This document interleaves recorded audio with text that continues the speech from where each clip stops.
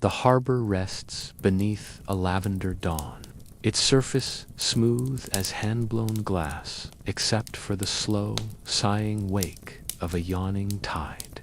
Sparrows, half asleep on rigging lines, greet the coming sun with tentative chirps that mingle with the muted clank of an anchor chain somewhere. Farther down the quay, the air is mild, almost perfume salt, tar, damp hemp, and the faint sweetness of shoreside bakeries just opening their shutters. You can almost taste possibility itself as gulls draw lazy circles above the masts. Yet, hidden inside this pastel serenity are shadows of stories you have carried since childhood. Tales of swaggering cutlasses, bold laughter, and gold that glitters in bottomless chests. Before you have even stepped aboard, your mind paints the coming voyage in reckless strokes, every horizon a portal to adventure, every night an ode to freedom. But lean closer, place a steady hand upon the weather-bruised railing, and hear the deck's quiet groan. Beneath that thin varnish of legend waits a world that cannot match the fevered sparkle of popular lore.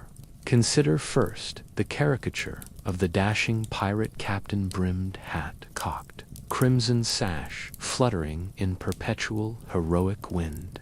In theater and film, he roams the Caribbean with a grin full of flawless teeth and a heart brimming with charismatic menace.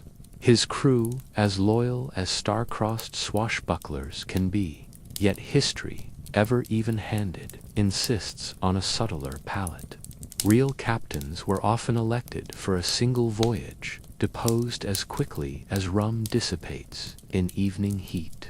Their loyalty was transactional, born of shares promised in the next prize, and their authority lived or died at the pleasure of men whose backs ached from hauling guns all day. Far from the clear-cut hero or unambiguous villain, the true Saraber survives in a twilight of circumstance, merging cunning with desperation in ways that do not sparkle on a child's plastic costume. We must let those illusions bob back to shore, for a genuine deck will not support them. Picture, too, the supposed quick riches.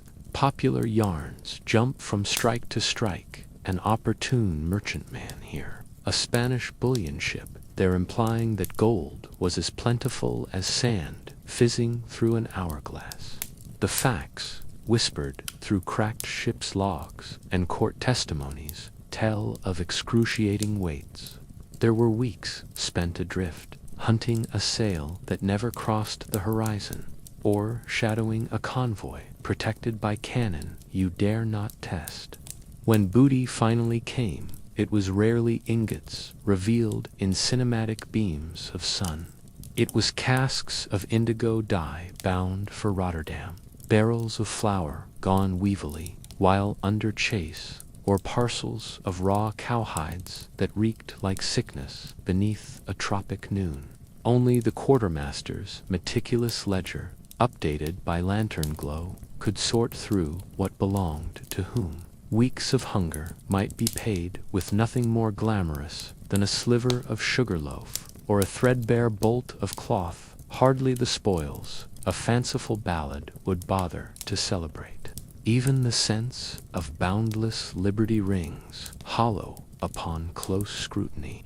To outsiders, the black flag screams independence, an outlaw republic afloat within her timbers, though rules abounded more detailed, in fact, than on many lawful men o' war.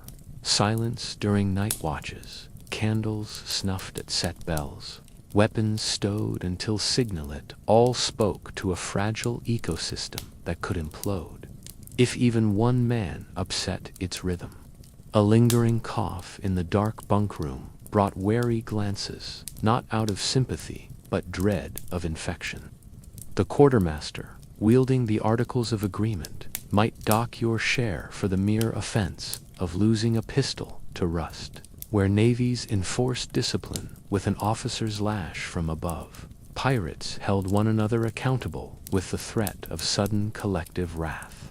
Freedom, here lay not in the absence of constraints, but in the knowledge that those constraints had been voted on and sworn to by every soul aboard.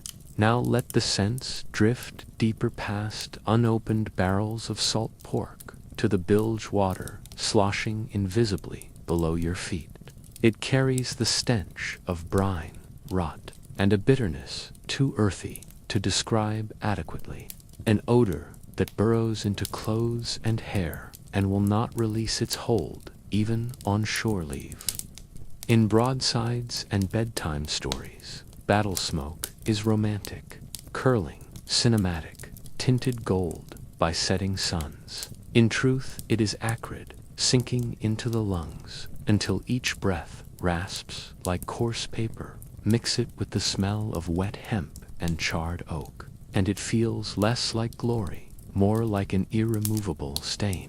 Those legendary salty dogs, whose jokes echo across tavern murals, once woke each dawn to such fumes, then crawled aft to chew biscuits so infested with maggots that men closed their eyes and imagined raisins to swallow. Here the lore misleads, not by lying outright, but by omitting discomforts that make the occasional windfall feel almost miraculous. The ocean's moods, too, are often simplified in storytelling. In excitement, we picture towering waves and sails whipped into ribbons, or glassy, idyllic seas under cotton candy clouds. Rarely do we dwell on the stale purgatory of the doldrums, when water lies slack as oil and the canvas droops like wet laundry.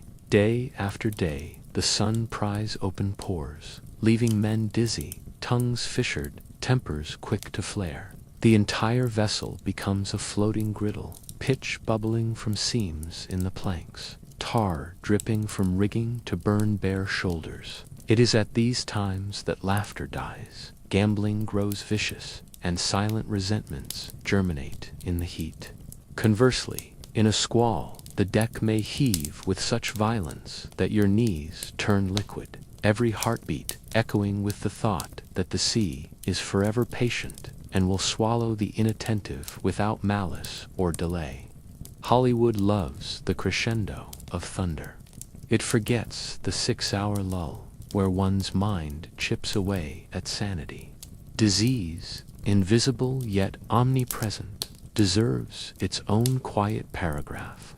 In the warm swell of the tropics, a simple cut from a deck nail could bloom into angry red lines creeping toward the armpit by week's end. Scurvy, skulking within barrels of citrus, long since spoiled, loosened gums until teeth fell out like kernels from a husk. Bloody flux snuck through crews via tainted water, softening bowels until watches staggered in agony from rail to rail, and still work went on. A man too weak to climb ratlins found himself nursing heaved stomachs in the galley, or grinding grain for hardtack until wrists spasmed. There were no quiet infirmaries, no nights off, only the surgeon's dim corner, a table washed in brine, and a rag between the teeth should the saw be required. Such banal, relentless suffering cannot be captured in a jaunty theme tune. Equally absent from fables is the numbing repetition of a pirate's routine. 100 tiny task-stirring blocks, mending split seams, greasing tackles, checking powder horns rehearsed daily like a monk's litany. The deck became a stage of ceaseless maintenance, its drama less about sudden abductions and more about preventing rot from claiming the hull. Even the search for prey could devolve into endless scanning of an empty sea, eyes watering under sun glare until every distant cloud seemed a sail. Hope, stoked too often, flickered weakly. Men occupied themselves by carving dice from bone or recounting half-remembered songs to keep ennui at bay. Minutes blurred. A day felt like taffy pulled by unseen hands, stretching, thinning, sticky, with longing for any change, even perilous pursuit to break monotony. Yet we cannot ignore the slender threads of wonder laced through this harsh weave, for those threads fueled legends. On certain nights, the sea bloomed with phosphorescent plankton, each oar stroke scattering sapphire sparks that trailed the hull like fallen stars. Constellations, unmasked by city glare, revealed entire mythologies as though chiseled into the very vault of heaven. In such moments, shanties floated upward in soft harmony, and a man might believe, for half a breath, that the world belonged to him. These luminous interludes did not negate the hardship, but they offered respite, salt-flavored lullaby to rock the weary mind. Finally, let us stand once more at the rail, backlit by sunrise, now fully risen, and breathe in both promise and portent. You have listened to slats of truth rattling beneath the bright veneer, felt the weight of tedium, smelled decay, tasted fear. Already the day on deck has not begun, and exhaustion creeps like morning mist. The myths of effortless plunder and carefree outlawry, so dazzling when glimpsed from the safety of an armchair, falter under the press of lived detail. Freedom here is conditional, riches uncertain, romance diluted by sweat and scurvy. As the boatswain's pipe trills the first call to muster, you may notice how every seasoned face carries the same guarded patience, the same acceptance of hazard woven into each breath. And you, newly arrived, sense in your bones the uneasy truth. The Jolly Roger flutters, not as a banner of glorious defiance, but as a warning gentle to those who sleep safe ashore, ruthless to any who would dare tempt fate for even a single day beneath its shadow. The wind that prowls the waterfront at midnight is different from the wholesome breeze of daylight. It is a sly, insinuating thing that slithers beneath doorposts and curls around ankles like a stray cat begging notice. Down the narrow lanes behind the chandler's shops, where lamp oil fumes mingle with mold from sun-starved walls, men in frayed coats lurk in pairs, speaking in half-whispers that never travel farther than the flickering reach of a hand-held lantern. They wait for opportunity in the shuffle of an unsteady footstep or the slump of a drunken shoulder signs that tonight's prey might be coaxed or simply scooped into the shadows between kegs and bales. The sea, though invisible beyond the warehouses, seems to exhale through every crevice, its salt tang sharpening the judgment of those who hunt not for coin but for able bodies. If you pause here just long enough to listen, you will hear the brief scuffle of boots on cobbles, a swiftly stifled protest, and then the soft grunt of victory as another candidate for the black flag is hauled toward the waiting longboat like a sack of meal. Yet not every soul dragged seaward arrives kicking. Along the better-lit quays, tavern doors swing wide to spill out light, laughter, and the brassy clang of tin cups.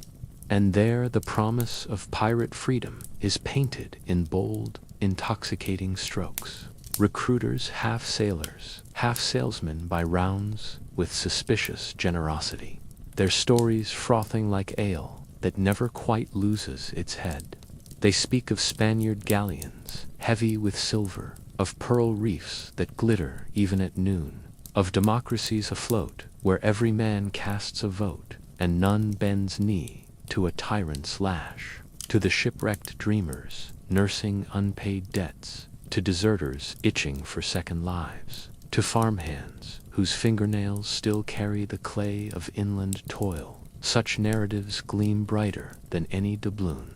A signature beneath the articles, drawn in slanted ink beside a candle stub, feels less like a contract than a key that might unlock an entire horizon. The truth beneath that varnish is more intricate, though no less alluring to those hungry for change. Some come in flight from the king's justice, poachers who took one hare too many, smugglers whose luck snapped like a frayed stay, debtors hounded beyond the reach of patience.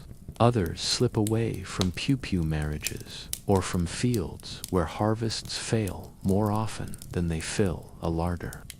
Even tradesmen seek the sea, believing that seasoned hands with awls and mallets might command a larger share of loot than honest work ever offered ashore. Collectively, they form a mosaic of grievances and hopes, each shard sharp-edged, yet eager to fuse into something stronger. And on the deck of a pirate ship, where lineage means less than nerve, and soil-stained calluses may earn respect more quickly than noble titles, they do indeed find a strange equilibrium, if not the unbridled liberty they imagined while the rum still burned their throats. Beneath the murmur of deals struck and the clink of clandestine coin, another current flows, the coerced conscription of the press gang. While naval officers fill their ranks under the banner of empire, pirates press for survival, knowing that a skeleton crew cannot handle both sails and guns when fortune finally shows her colors on the horizon. Their methods, though less legal than the Navy's, often carry a perverse courtesy. A sap to the head and a rope across the wrists are delivered in merciful haste. The victim awakens at sea with throbbing temples but intact limbs, offered grog and a place on the watch list rather than chains in a brig. Yet the illusion of kindness breaks as the newcomer discovers that refusal is not an option. There is nowhere to flee but the deep itself, and the ocean keeps poor company for runaways without a boat. When the first gray blush of dawn kisses the harbor, the freshly gathered men, volunteers and captives alike, are ferried out toward their new floating kingdom. The longboat's oarlocks creak in a solemn rhythm, punctuated by the occasional cough that sounds far louder than manners permit. In these early moments, an awkward fraternity takes root, fertilized by mutual uncertainty. The volunteer who wonders whether his fantasies match the facts, the press-ganged sailor who weighs knives in pockets yet unseen, the runaway apprentice clutching a kerchief of tiny possessions as though it were a talisman. The water shimmers pewter in the growing light, and every eye is drawn inexorably toward the looming silhouette of the pirate ship, her spars black against the lilac sky, her flag limp for now but undeniably ominous. Crossing the ship's rail feels like slipping between worlds. The deck underfoot is alive with purposeful motion. Bare-ankled men coiling lines, a quartermaster marking tally on a slate, a boy no more than 14 scrubbing tar from seams with a brush nearly his own size. The humming undercurrent of command is firm but democratic. Curses fly freely between ranks, yet each insult lands upon ground long cultivated by shared risk.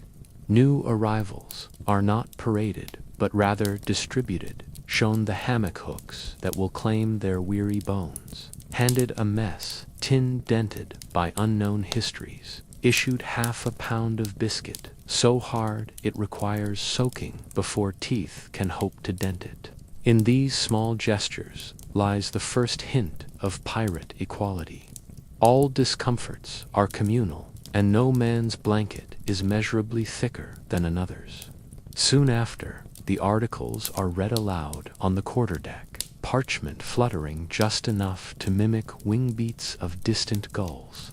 10 clauses, maybe a dozen, each carefully negotiated by the previous voyage's survivors. Rules for division of spoils, punishments for theft or desertion, stipends for lost limbs, silence during battle, lights out at a stated bell. Here, even a pressed man may assert a voice. He can refuse the terms and face immediate marooning, or nod assent and clasp the rolled paper with the rest, marking his acceptance with whatever scrawl he can muster. That sliver of participation, however thin, becomes the mortar that binds the disparate stones of the crew. In later months, when cannons roar or sails shiver with impending squall, each will remember that he once raised a calloused hand and agreed to be governed by every other hand aboard. Departure is seldom dramatic. Lines are cast off in unison. Capstan bars bite into shoulders with the low groan of timbers that have known both triumph and near ruin, and the ship glides outward on a tide as measured as a monk's breath. Yet to the green recruit, every creak of tackle, every flap of canvas is magnified into omen. Shore recedes. The smell of bakeries is replaced by the balm of open salt. In that drifting space where land becomes memory, men wrestle privately with choices made, some forced, some freely taken, yet suddenly frightening in their irrevocability. The pressed sailor fingers his bruised wrists. The volunteer wonders whether the recruiter's silver-tongued tales were spun from air. The debtor calculates what share of future plunder will ransom him from old obligations. None speaks these thoughts aloud. The ocean has a way of amplifying doubts until they echo like mutiny. Best to nurse them in silence for now. Days unfold much the same for every category of entrant.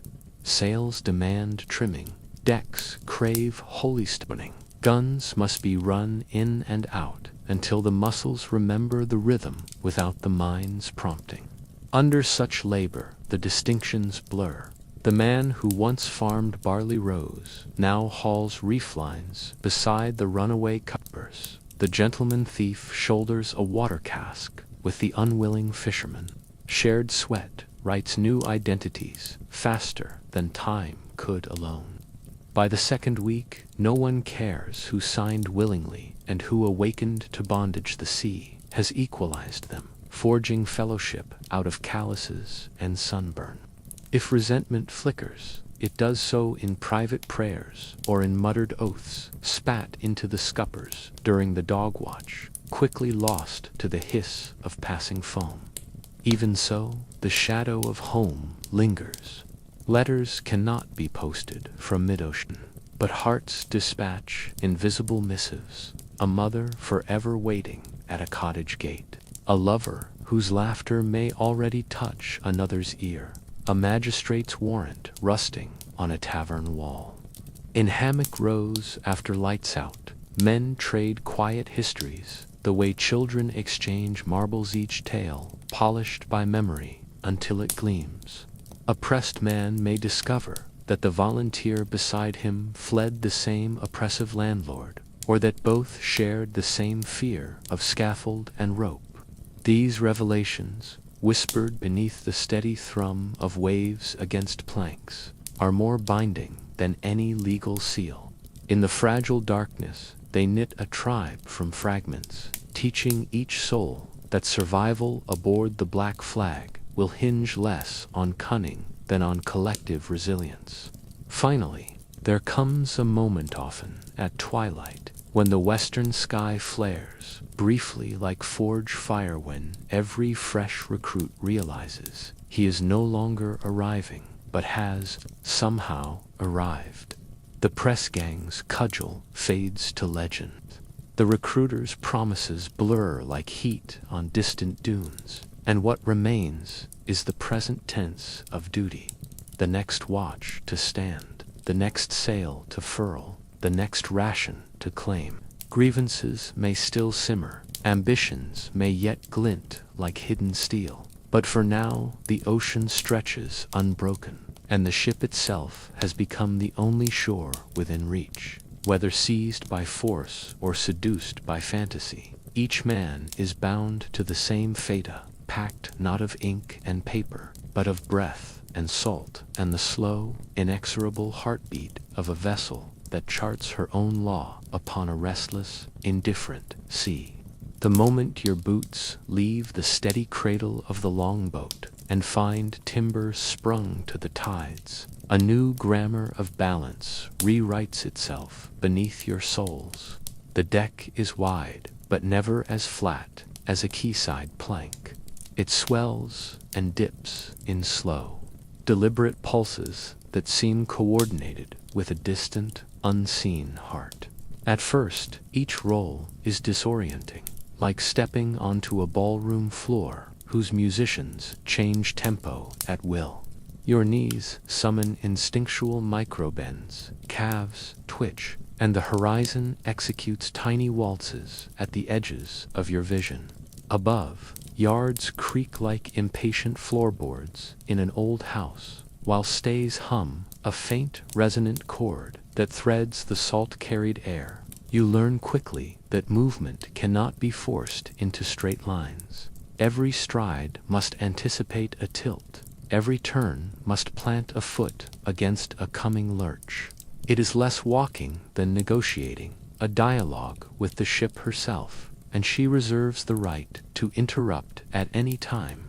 Your first guided tour begins at the forecastle, where morning light splashes through a lattice of lines, illuminating coils of spare rope stacked like sleeping serpents. Here the bowsprit stretches forward an outstretched finger forever, pointing at possibilities. And below it, the cathead bears anchors that moan softly when the hull noses into a swell.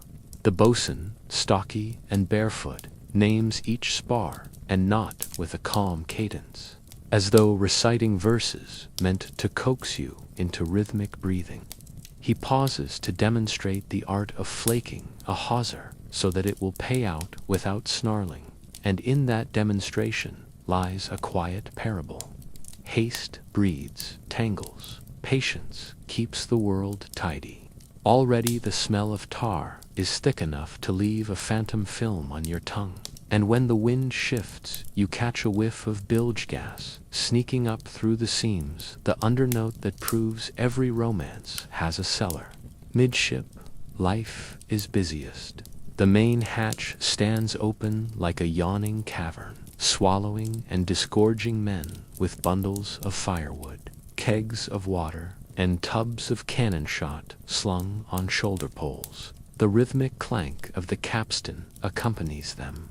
8 arms of solid oak radiating from an iron barrel where men lean their weight in patient circles, raising the anchor inch by inch until its flukes kiss daylight in briny drips. You are invited to wrap both hands around a bar and push. Muscles complain, palms heat against the grain, and suddenly unity becomes visceral. 20 heartbeats meld into one communal throb that turns wooden gears against the stubborn drag of chain. A nearby fiddler keeps time with a lilting reel, bow skipping across strings in cheerful defiance of the labor.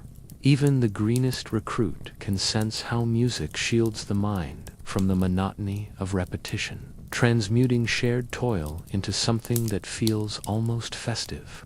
Below, the gun deck greets you with half-light, lanterns hissing like distant cicadas, while rows of iron mouths sit muzzle-bunched behind oaken port lids.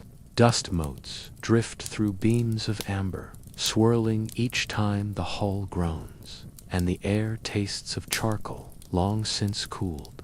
Here, the gun captain, a lean fellow with a black scarf binding his hair, walks you through the ritual of loading 9-pounders, swab to quell lingering sparks. Powder horn tipped with reverence, shot seated atop the silk sack, worm and ram as extensions of practiced limbs. Each motion is a stroke in choreography older than any single man present. The captain's voice drops to a hush when he speaks of double-shotting 2 iron balls packed close for brutal heft, but lifts again in almost fatherly pride when he points out the neat racks of wads, the careful sheaves of priming quills. Discipline, he declares, is the difference between thunder that conquers and thunder that kills its wielder. Climbing back toward daylight, you reach the waist, an open stretch where chickens scratch at scattered grain and a sow snuffles in a crate lashed to the bulwark. Living larder, begrudgingly tolerated by even hardened cutthroats. Slung hammocks sway overhead, airing in the sun before nightfall claims their occupancy again. One flaps open to reveal a crude stitched pouch, tobacco, a flint striker, 3 carved dice. Personal realms are measured here, not in square feet, but in handfuls of cloth and twine. When the ship heels, these possessions tilt and jostle like memories inside a restless dream, and every man prays that the next roll will not pitch his meager kingdom onto the skippers. Watching this, you begin to understand why pirates guard trifles a spoon with a mother-of pearl inlay, a tattered page from a prayer book with a ferocity that civilized streets reserve for bullion. In a world forever in motion, the smallest constant becomes a shrine. Astern lies the quarterdeck, elevated by 2 steps that might as well be rungs on a hierarchy's ladder. Here, the helmsman stands at the double-spoked wheel, palms braced, gaze fixed on a compass bowl whose glass reflects both sky and silent determination. The captain, broad-shouldered and soft-spoken, confers with his sailing master over a slate scribbled with figures of wind and tide.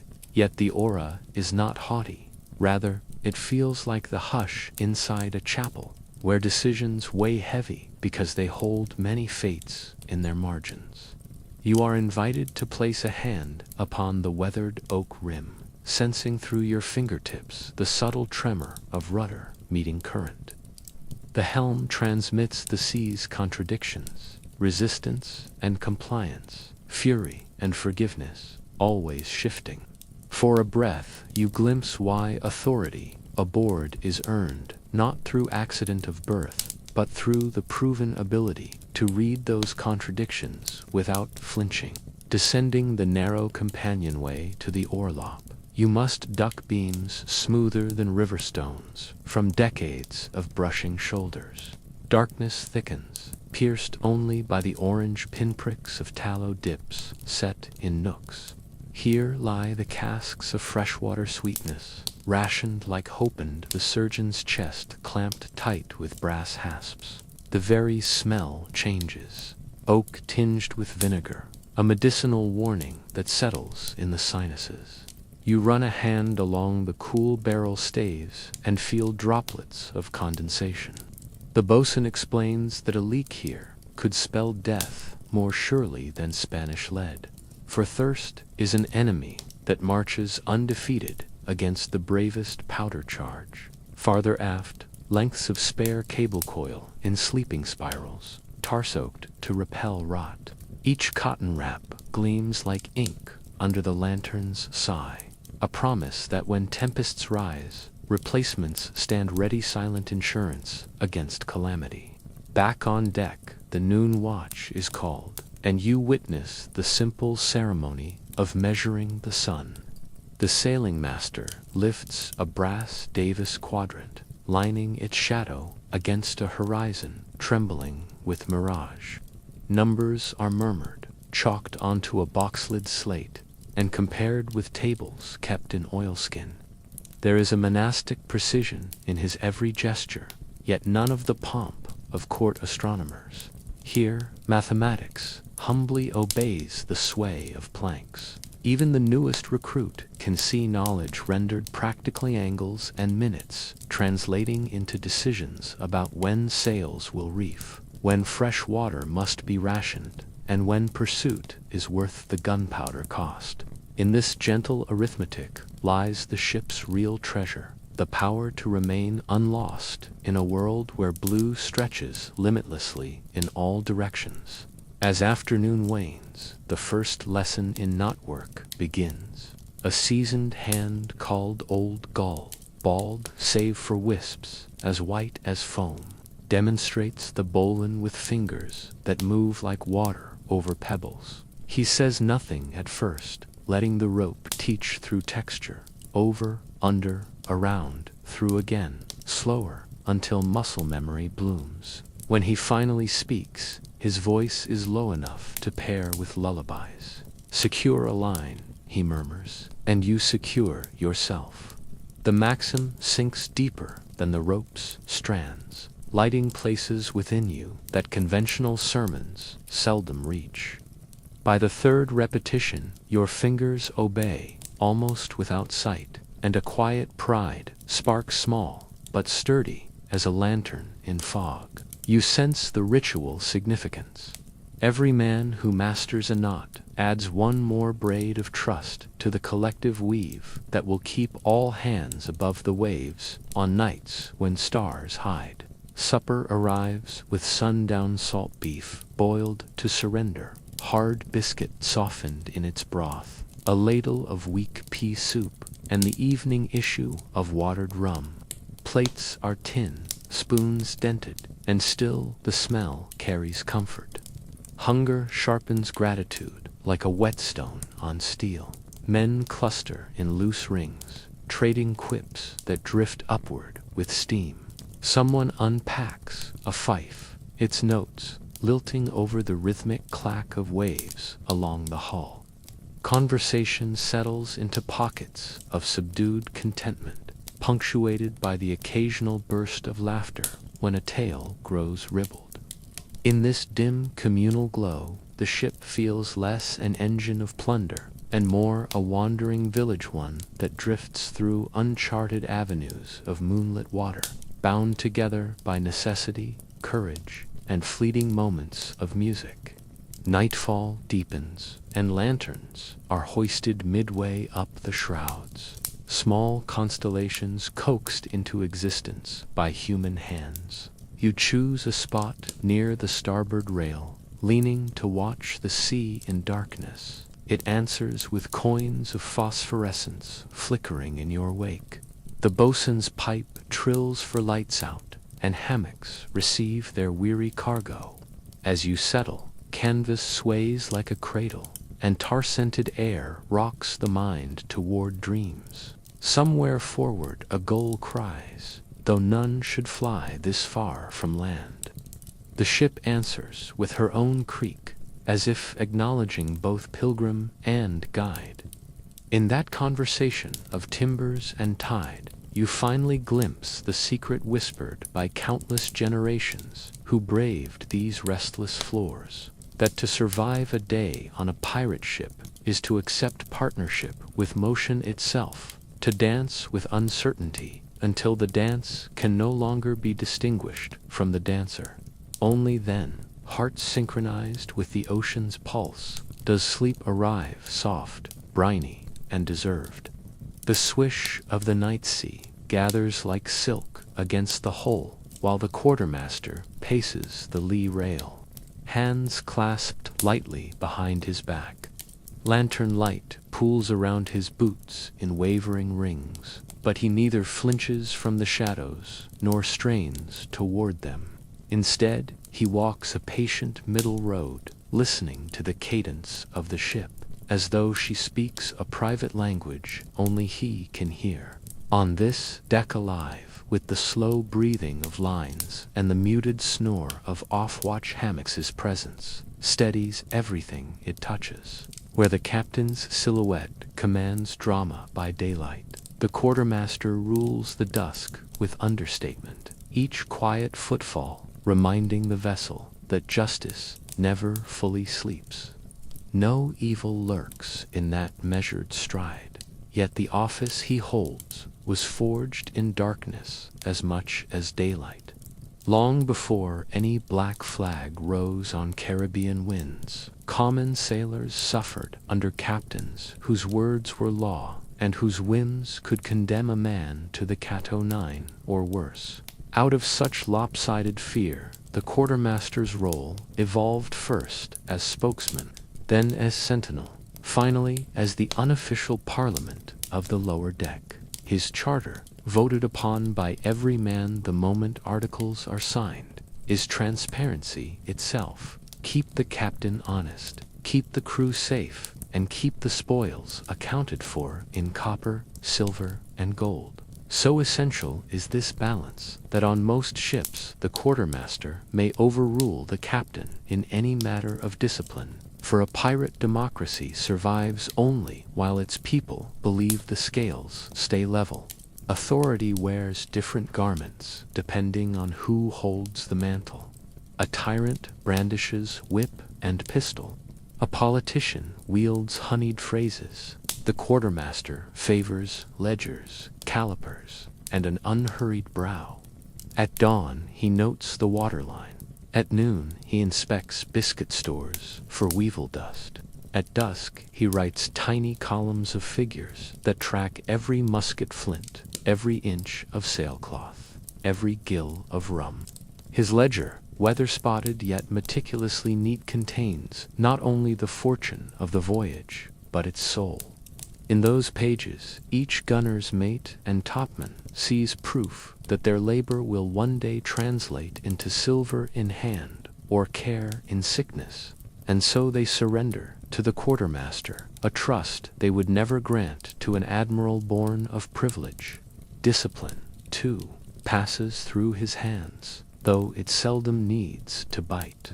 When tempers flare over a game of dice or a keg of rainwater stands suspiciously lighter than yesterday, he convenes a deck court under the nearest mast. No jury is summoned, no lawyers step forth.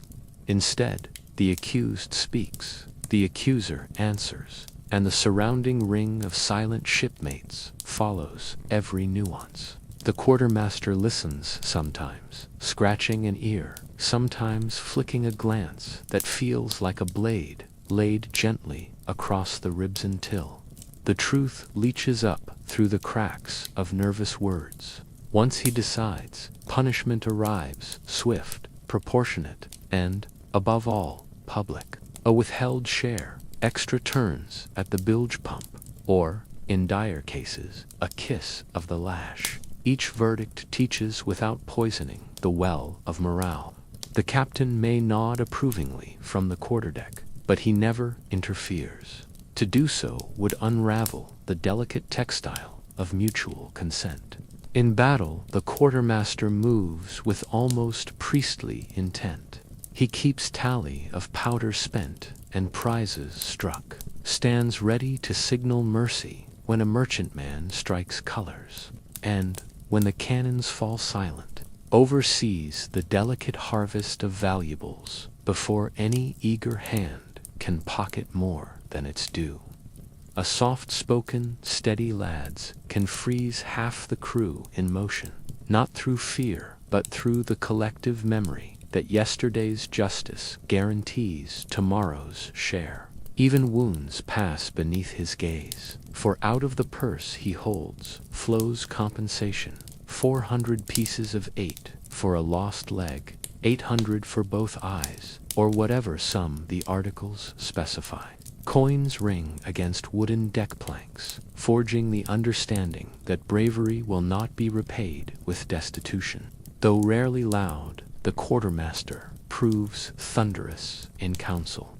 When the navigator argues for a westward tack toward potential trade winds, while the captain longs for richer lanes to the north, it is he who weighs muttered opinions in the forecastle and returns with a verdict spoken quietly into the captain's ear. His words carry not the force of rank, but the gravity of collective will, and so the helm swings to match them. Should a mutiny ever whisper into waking, he will know it first. Yet, often his mere willingness to hear gripes, to jot them down beside rope inventories and biscuit counts, drains poison from the rumor before it can infect the mast tops. Strangely, the quartermaster's greatest power lies in relinquishing power at journey's end.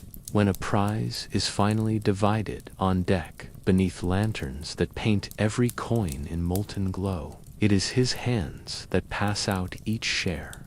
He counts aloud, slow and precise, so that every man may follow. 1 pile for the wounded lookout, 1 for the galley cook, 1 for the cabin boy who hauled powder the length of the deck until his shoulders bled.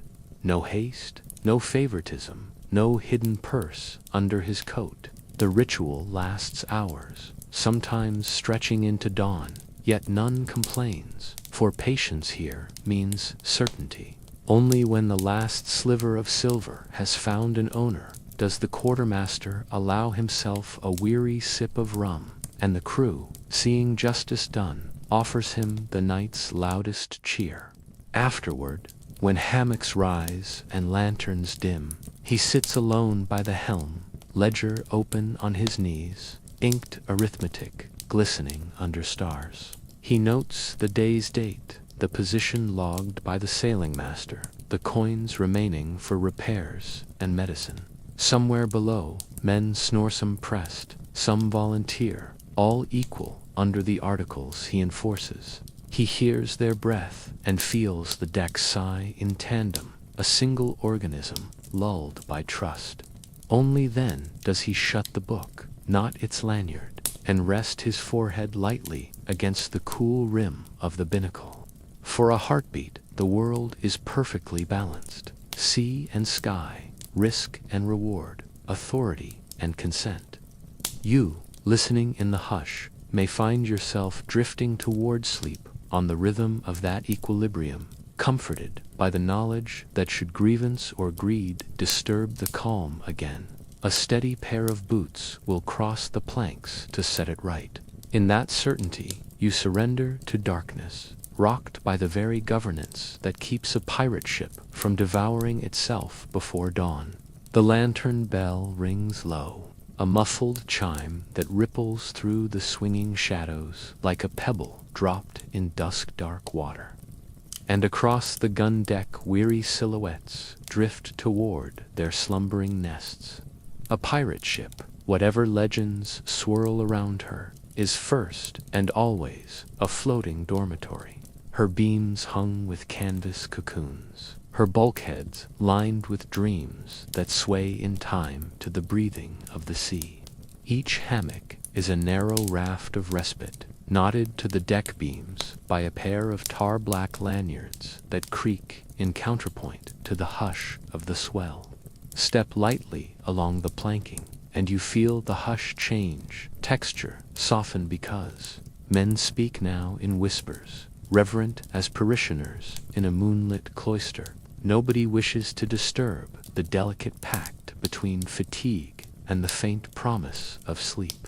At a glance, the scene could pass for any naval berth, but small details announce the household's outlaw pedigree. A cutlass belt slung across one clue, a wax-sealed tobacco pouch tethered like a talisman at another, a playing card tucked into a head rope where the owner can spot it on waking. Personal tokens loom larger when a bunk is no wider than a man's shoulders. They draw the boundaries of identity the way hearthstones might in a cottage ashore. And so each pirate climbs into his gently bowing hammock with a practiced half-turn, one hand on clue, one knee hoisting him up, then burrows beneath a wool blanket that smells of salt, candle smoke, and 100 prior voyages. Canvas embraces the body in an almost maternal sling, lifting hip and heel just enough to let tight joints float free. That gentle suspension is a mercy the floorboards could never offer in heavy seas, and men who once cursed the first bruising night soon learn to sway like kelp, drifting to sleep on that patient pendulum. Yet comfort remains a relative luxury. For every man who drifts toward oblivion, there is another who lies awake, ears pricked to the subtler chorus, feet scuttling in darkness, the soft, ragged nibble of teeth against biscuit crumbs, the squeak of tiny claws scrabbling over hanging seabecks. Rats brown, bold, ubiquitous are part of the crew, brazen enough to skip from beam to beam, mere inches above slumbering brows. Their presence evokes neither shrieks nor sudden crusades. Rather, it is met with resigned curses, lazy swats, the occasional snare left baited by the galley door. A pirate knows the rat's hunger is as unending as his own, and any feud fought in earnest would last longer than the timber under his feet. So the truce stands. Men guard their rations behind rolled blanket edges, and vermin repay that courtesy by stealing mostly from unattended corners, leaving the flesh of sleepers unbitten most nights. Beyond the rat's restless scrabble lies the slower drip of dampness, the quiet wheeze of a man's lungs rasping against some tropical infection, the faint rattle of dice still clutched in a fist gone slack with exhaustion. Scents mingle into an herbal fog, tar, sweat, lamp oil, and a curious sweetness from the stores of citrus peels left to ward off scurvy. The resulting perfume settles over every hammock like an incense, heavy, intoxicating, oddly consoling. It is the smell of survival, proof that where breath and rot coexist, life persists in defiance of elegant ideals. In this half-light, sleep acquires its own folklore. Some swear you dream truer under canvas because the hammock mimics the cradle of the womb. Others claim the rocking draws your spirit out to dance with the stars, while flesh lies still. Whichever tale holds weight, men cling to their allotted hours of night as fiercely as to any portion of gold, because rest is the currency from which tomorrow's courage will be minted. But the sea holds no respect for closed eyelids.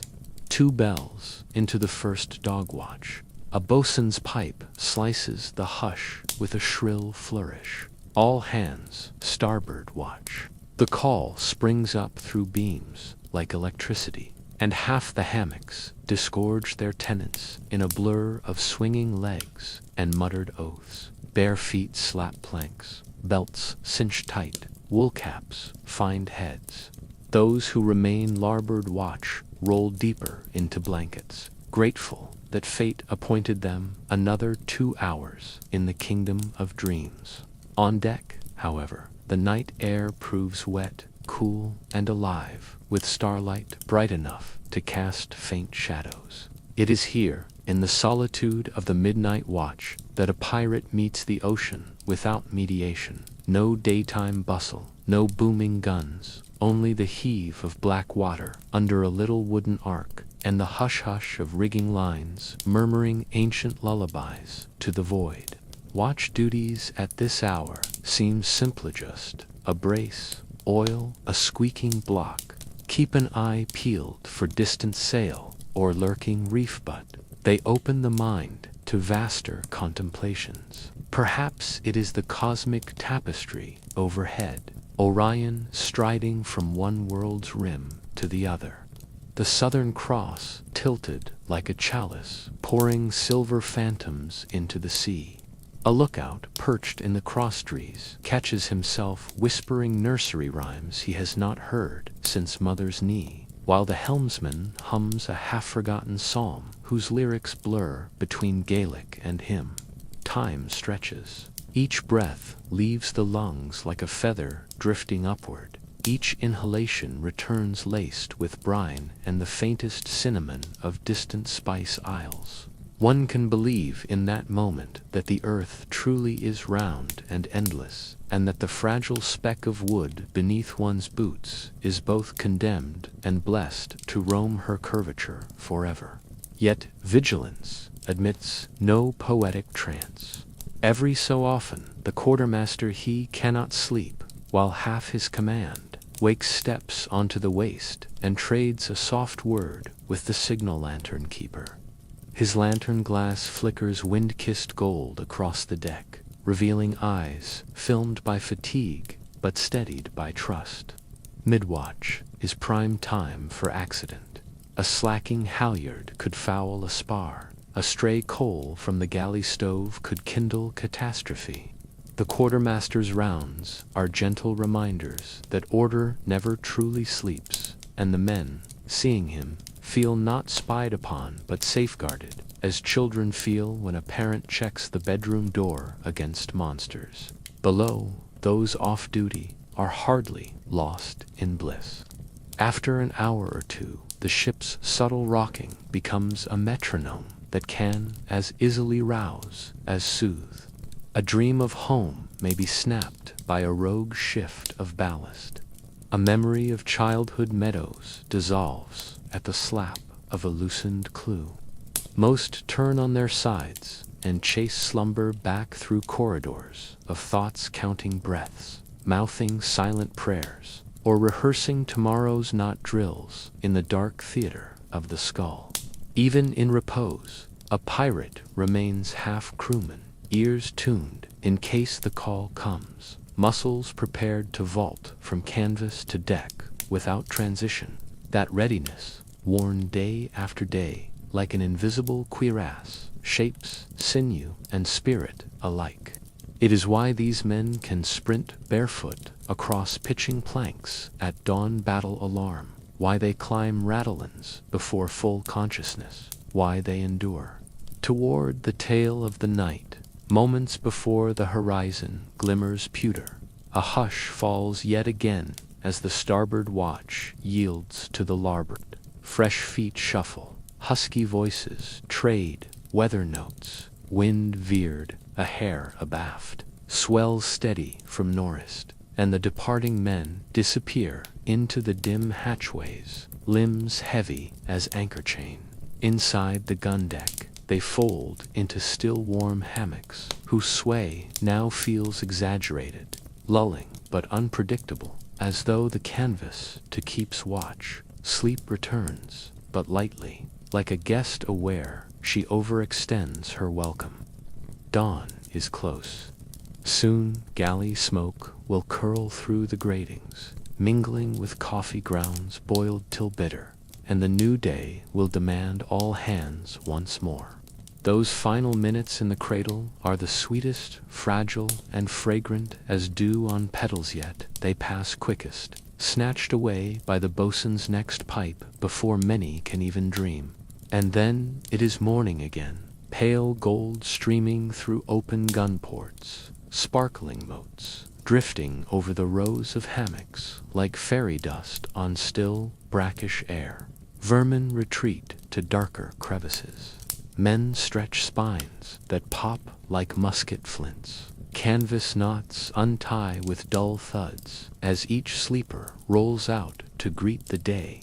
If you stand at the hatch and look back, you will glimpse a tableau of lives, interwoven rats and men, lanterns and stars, hammocks and hardtack, each thread vital, none free of the others. For in that mingled tapestry lies the essential truth of pirate survival.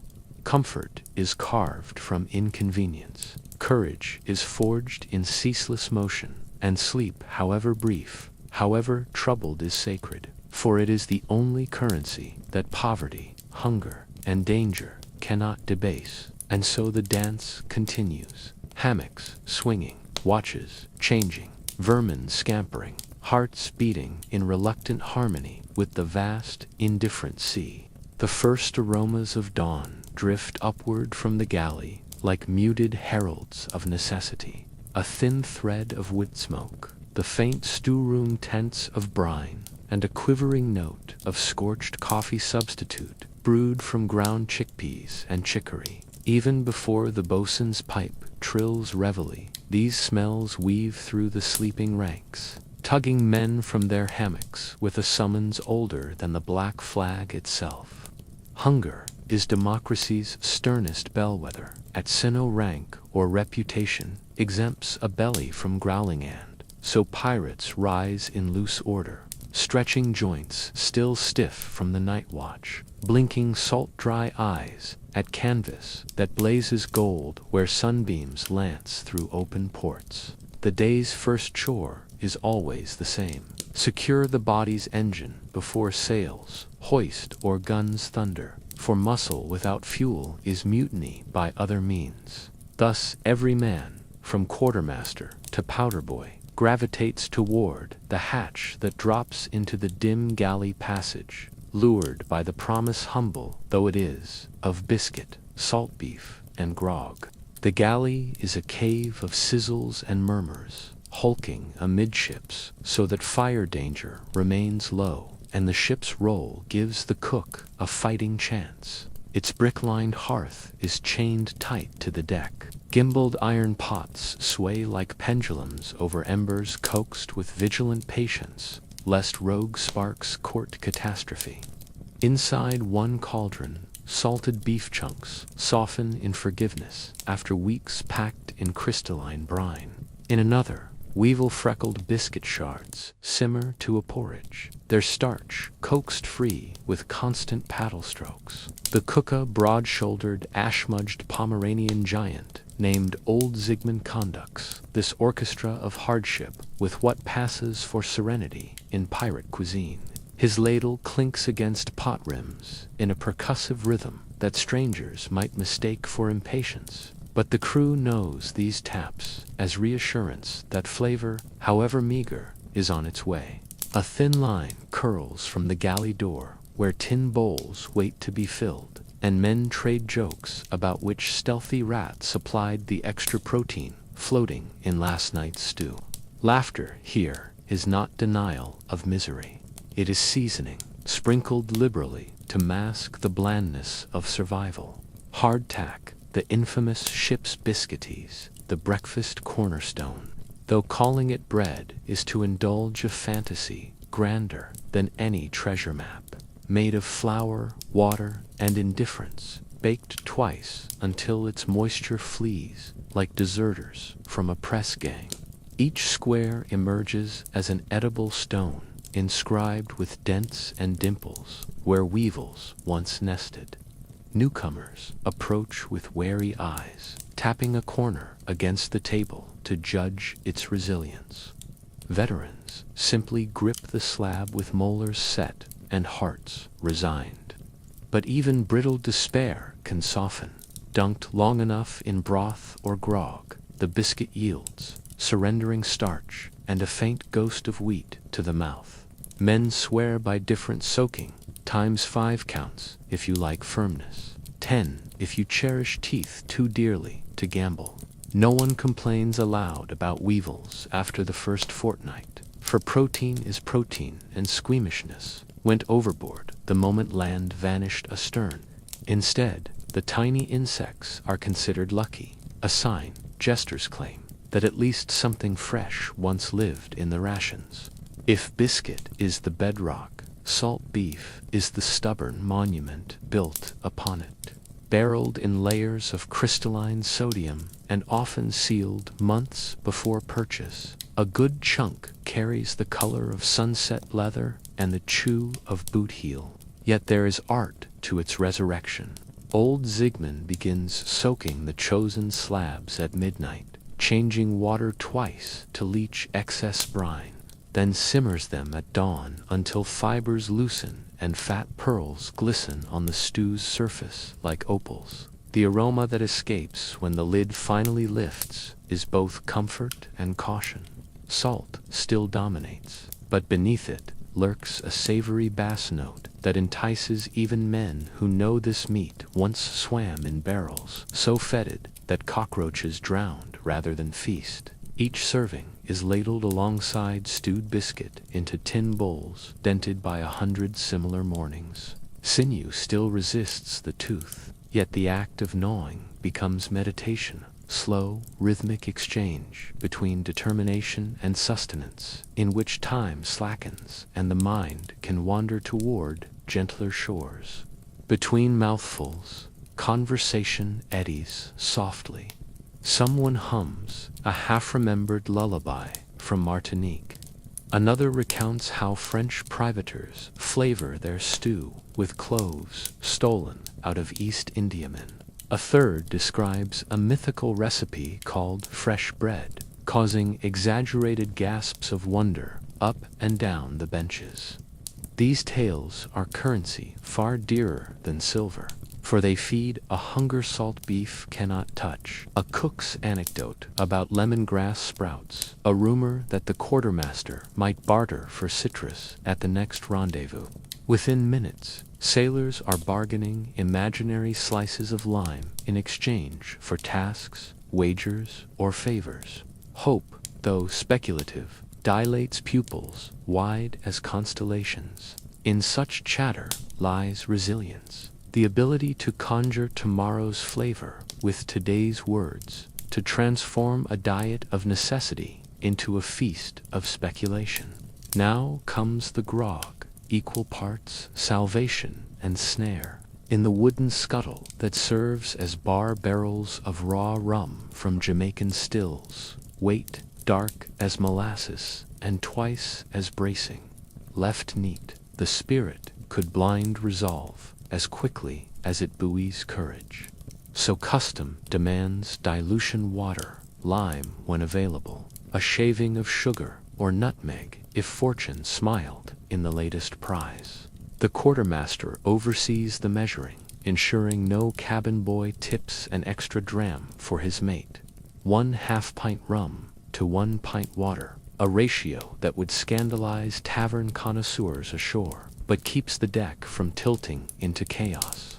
Lines form again, bowls now emptied of stew, and each man receives a ladleful of smoky warmth that rises in vaporous curls toward his nostrils, promising a thaw for chilled fingers and lungs scoured by sea air. Sipped slowly, grog loosens throats just enough for shanties to sprout short, rhythmic utterances synchronized with the sound of hull meeting wave. Sipped too eagerly, it seeds arguments that the quartermaster must prune before noon. Somewhere between those extremes lies camaraderie, a shared, humming space where stories grow longer and wounds feel farther away. Grog also carries a medicinal reputation, not entirely fraudulent. Mixed with a squeeze of citrus, it mitigates scurvy's creeping ache. Blended with a rasp of nutmeg, it masks the tang of water gone stale in sloshing casks. Ask the surgeon, and he'll swear by its power to dull pain before the saw bites bone. Ask the gunner, and he'll claim it steadies nerves when the first broadside answers back. But rum taxes the body, and every captain knows an overgenerous ration will drag efficiency to the bilges. Thus, the daily issue is timed. Morning to hearten, evening to soothe, nothing more. Discipline polices the boundary, yet even within limits, the drink sculpts mood. Faces soften, shoulders drop from perpetual vigilance. Laughter floats up under the main awning like lantern sparks lofted on chimney draught. It is as if the ship breathes out, easing joints of timber and tendon alike. When mess concludes, bowls are swished in seawater, scooped by rope bucket and stacked by the galley door. Crumbs draw rats for their own breakfast feast, and a pair of ship's cat's one-eyed survivors of previous voyages pounce among the scurries, earning their keep in claws and fur. Meanwhile, the cook empties kettle dregs overboard, watching greasy kaleidoscopes ripple across the surface before dissolving into the endless blue. The sun lifts higher. Dew burns off the quarterdeck. Orders ring out to brace the yards. And so the miracle unfolds. Within 30 minutes of rising from benches, men scale ratlins, heave buntlins, and man capstan bars with vigor that belies the meagerness of their repast. It is not the calories alone that energize the mit is ritual. The predictable scaffolding each dawn erects around chaos. In biscuits, crunch, and rums burn, they locate continuity, a compass point as crucial as any drawn on parchment. Yet the menu is not immutable. On fortunate days, when a shoal of flying fish tangles itself in rigging, or a turtle surfaces foolishly within harpoon's reach, the cook unveils a feast that feels like contraband joy. Pansered white flesh flaked into stew, turtle steaks grilled on hot iron plates, broth brightened with ginger, looted from an East India packet. These surprises ignite grins bigger than coin payouts. Palates light up with flavors, so arrestingly fresh they seem to vibrate on the tongue. For a few stolen bites, every man is transported. One tastes his mother's Lenten chowder, another recalls market stalls in Cartagena, a third imagines a future tavern he might buy when his share of spoils finally outweighs the cost of sin. The moment passes, but the memory lingers like a phantom spice, buoying spirits through weeks when the sea offers only slate skies and indifferent horizons. Supplies, however, dwindle. Barrel hoops, rust, biscuit bins, empty, water casks, mildew. The quartermaster's ledger grows lean as the voyage stretches, and hunger's edge, honed by wind, becomes a prelude to desperation. That is when ingenuity spices the pot. A shot gull simmered with onions, sprouting green from rot. A stew thickened by pounding seaweed into paste. Coffee brewed from burnt biscuit crumbs minced fine. Men joke darkly that the next course might be shoe leather braised in tar. Yet behind the humor pulses dread. History groans with tales of pirate crews who turned blades on one another when stores ran bone dry. Thus each ration, no matter how paltry, is cherished as a bridle holding chaos at bay.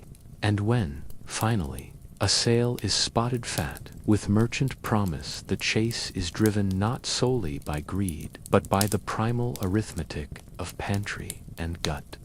Evening slides down the sky in liquid indigo, and a second meal reprises the morning routine.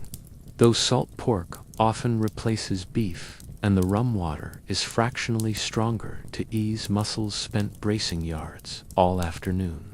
Twilight paints, tin bowls, copper. The clink of spoons grows softer as throats stream warm with liquor. By the time the first stars prick open, stories follow the same arc as the sun. Bright, exaggerated, gradually fading to embers. One man insists he once tasted butter as soft as a woman's kiss in a Paris cafe, drawing hoots from skeptics. Another swears he saw a Portuguese slaver explode when lightning found its powder magazine. A third narrates a body ballad about a cook who served stew seasoned with the toe of a mutinous quartermaster. Laughter mends the day's frayed edges until the night watch calls. Bowls stack, lanterns dim, and hammocks once again cradle aching backs beneath the murmuring beams. So spins the daily wheel of nourishment on a pirate ship. Biscuit hard as penance, salt meat stubborn as fate, grog warming as shared sin. It is no gourmet banquet, but within its plain fare lies the sustaining mythos of the voyage. That life, though pared to bone, can still be savored. That comradeship, like grog, dilutes hardship to a bearable proof. And that every mouthful, swallowed for better or worse, binds the crew in a covenant older than any charted sea. Tomorrow the same iron cauldrons will steam, the same ladle will clang, and men will swallow the same illusion that survival is flavored enough by hope to taste like something approaching grace. In that illusion they will find the strength to hoist sail, seize fortune, and gamble breaths against broadsides for one more day beneath the moody, magnificent sky. The navigator's cabin lies abaft the mainmast, a narrow sanctum paneled in honey-dark cedar that smells of sap even after years of brine-kissed service. Each evening, when work aloft slows to a hush, he shutters the port to tame the wind and touches a taper to the lone beeswax candle fixed in a gimlet stand upon his desk. The glow swells to a quiet sphere, hallowing motes that drift like lazy stardust through the amber air. Within that fragile circle of light, the world beyond the hull ceases to exist. Only parchment, ink, and the slow pulse of the sea beneath planks remain. Against the back bulkhead rests a chest of rolled vellum charts, secured by braided silk ribbons, looted from a Portuguese merchant. West India archipelagos, inked in sepia. Secret shoals, whispered by deserters from the Spanish Main, and conjectured passages where no keel has yet dared cut. The navigator unknots the ribbon of the day's chart and unfurls its edges, with the tenderness of a priest revealing reliquaries. Creases flatten under the weight of two brass dividers, and the candle's flame paints ridgelines of light across imaginary coastlines, making them shimmer as though wet with dawn. Evening ritual begins with the logbook. Position at noon. Course steered since dogwatch. Leeway estimated by the helmsman's feel for yaw. A quill scratches like a timid cricket, while figures stack degrees, minutes, fractions each, stroke both prophecy and confession. One misnoted numeral can drive a ship onto unseen reef weeks hence, and so the navigator pauses often, closing his eyes to summon the day's impressions. The heel angle, when the squall struck, the tremor in the shrouds that hinted at a veering breeze, the faint shift in water's tint that spoke of a continental shelf sliding beneath. Memory marries mathematics in a union as solemn as any church vow. Next comes the gentle dance of instruments. He draws a worn, silver-edged quadrant from its felt cradle, holding it to the candle, not to observe the heavens, but to check the thread of its plumber-placing fray before fray can betray. The log glass is inverted, grains reset for tomorrow's speed readings. The hourglass that time's watches is wiped of salt bloom. The brass dividers, points honed fine as suspicion, describe little orbits above the parchment as he rehearses tomorrow's dead reconing plot. Each tool returns to its niche with an audible click, a lullaby of preparedness whispered to listening beams. Outside the cabin door, the muffled cadence of feet on planks rises and fades as the midnight watch takes station. But within this wooden womb, the only rhythm is the navigator's breath. He inhales candle musk, exhales numbers, inhales wood creek, exhales caution. Then, leaning over the chart, he plants one divider point upon the noon latitude, swings the other along the rum he intends the helmsman to hold come dawn. 10 leagues, maybe 12, if the trade wind remains true. A thin graphite line follows faint, yet decisive, and, in its wake stretches an invisible road the entire company will tread come sunrise. But paper oceans are ever at odds with real ones, and so contingency is mapped with equal care. To starboard he pencils a dotted arcan alternate route toward rumored freshwater cays should scurvy gnaw too deep, but to larboard a zigzag of cautionary soundings. Through coral land should a hurricane's breath turn the horizon iron. No line is drawn without thought of the lives it shepherds. Gunner, cook, carpenter, even the rat-catcher who sleeps under the galley stairs. Their unseen faces hover in candle halos above the ink, obliging the quill to humility. When calculations conclude, he turns to the celestial almanacca slim, leather-spined volume, spotted with grease and thumb-dirt-tanned cross-checks tonight's stellar bearings.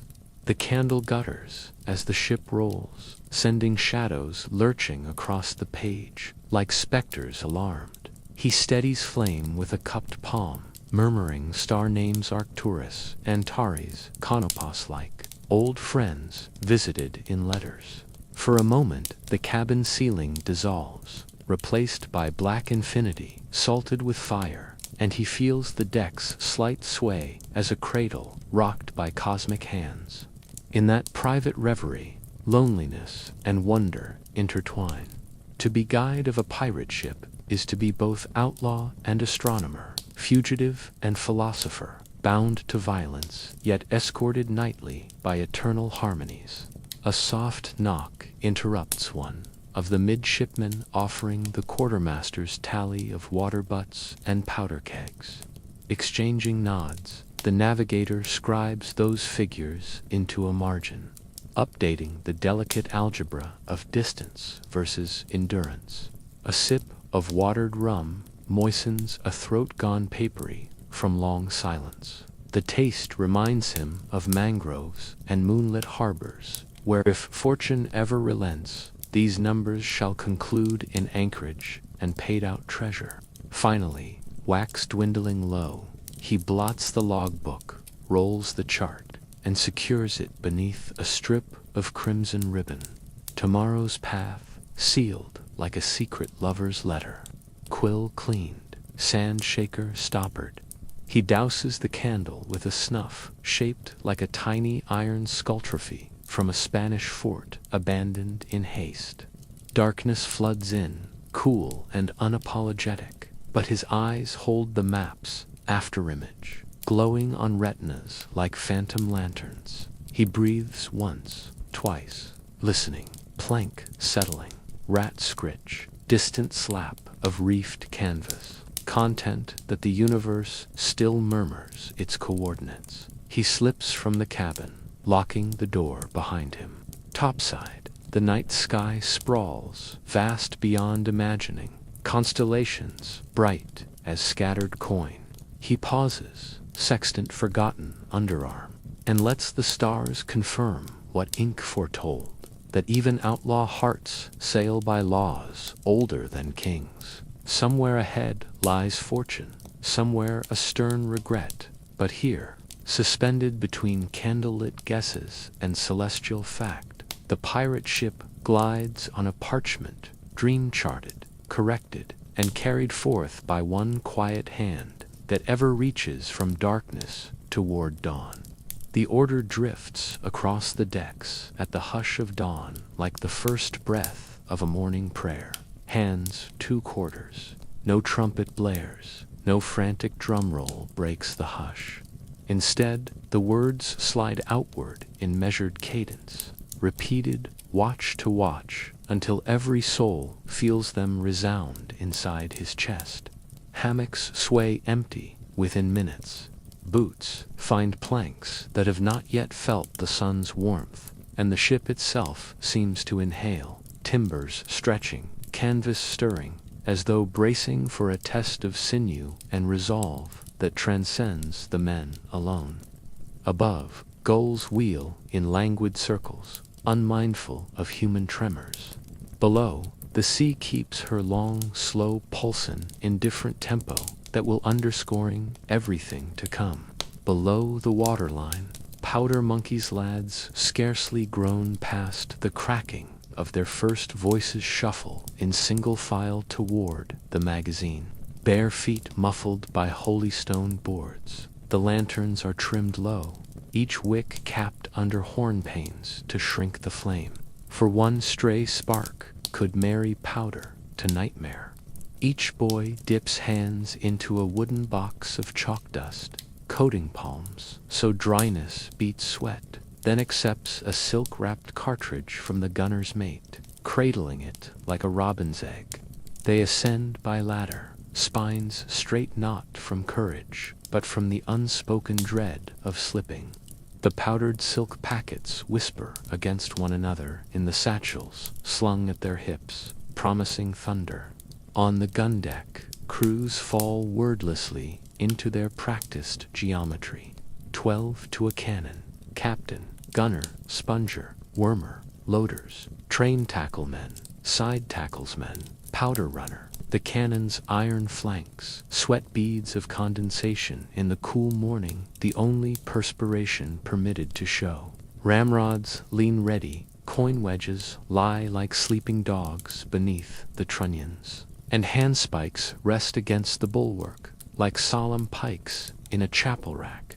The gun captains pass stubby linstocks through calloused fingers, testing the slow-match, charcoal-soaked cord, glowing a sullen red, the length of a fingernail no brighter, lest the fuse draw curious eyes from the lookout of the prey.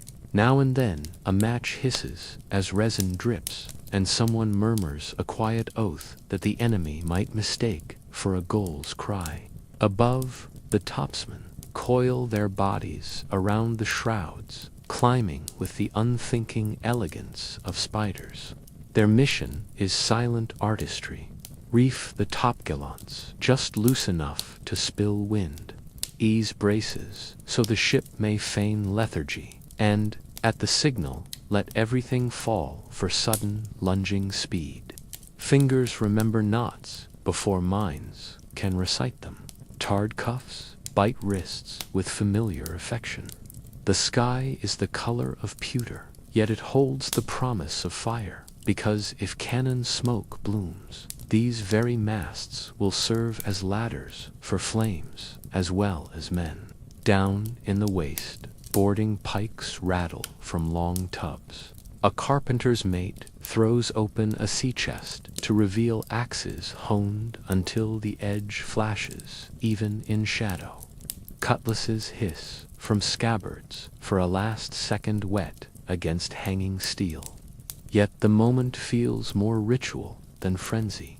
Each blade inspected, wiped with oiled cloth, and returned to leather with a respectful dip of the chin.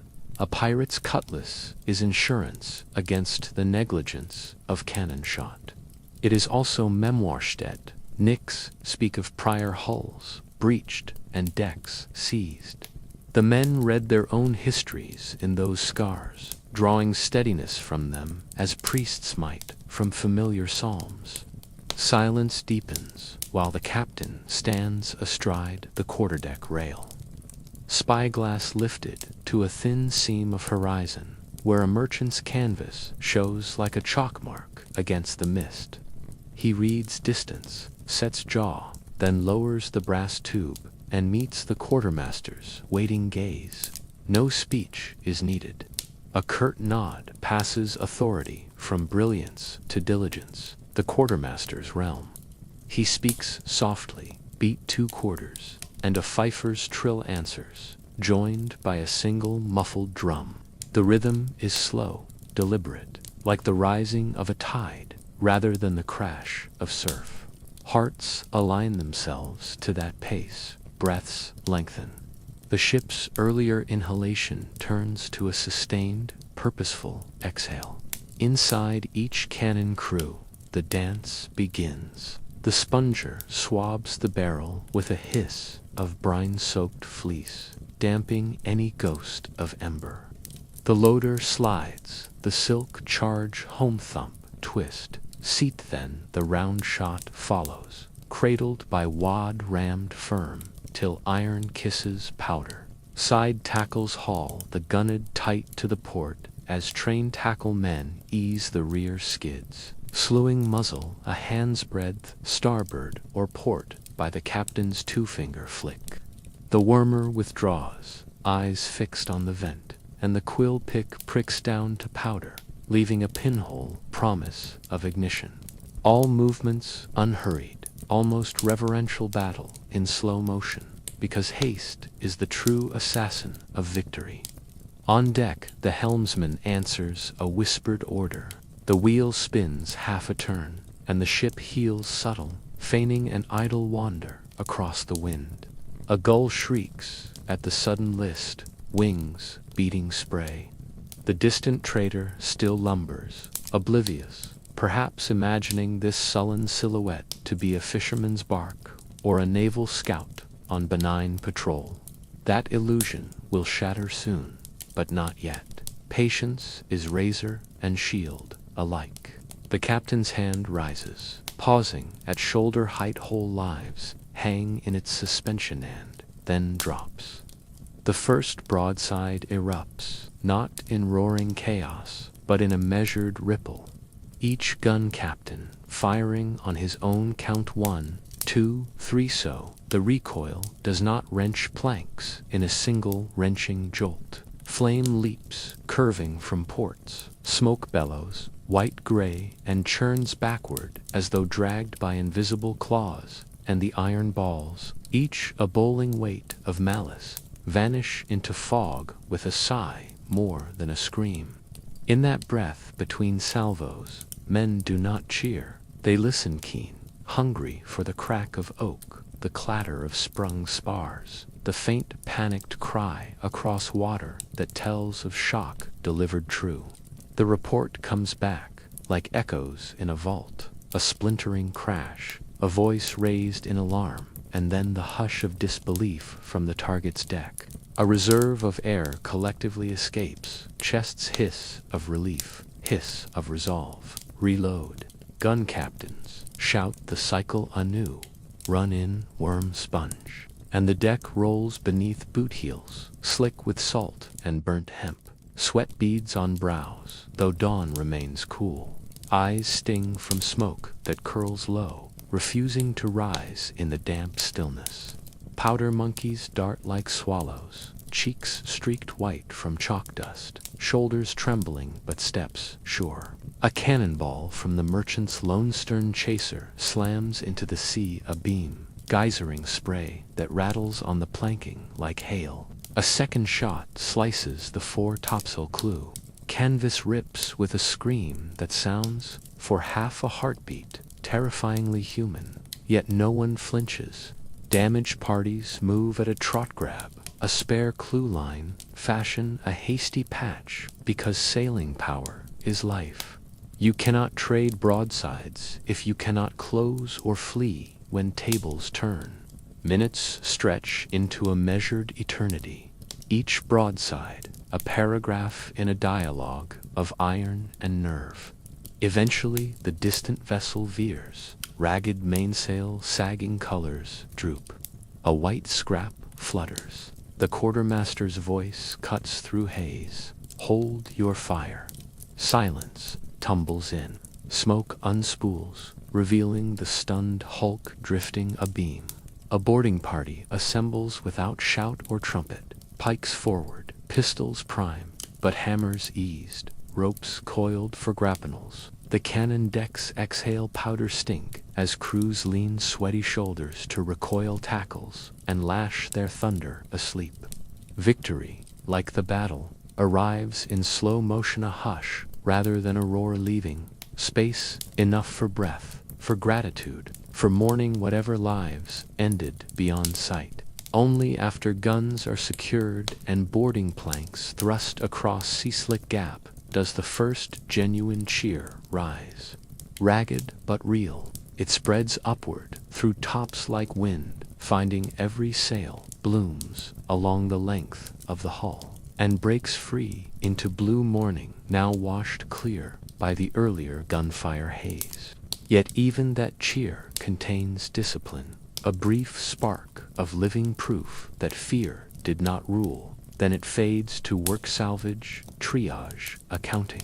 The sea resumes her patient rhythm, indifferent as ever, and the pirate ship settles into aftermath. Wounded, tended, powder tallied, rigging cleared, captives counted, and a quiet sigh echoes in every heartbeat, a whispered vow that the next battle, too, shall unfold in this same deliberate ballet where speed is sporn of slowness, where courage hides inside patience, and where survival waits in the hunder.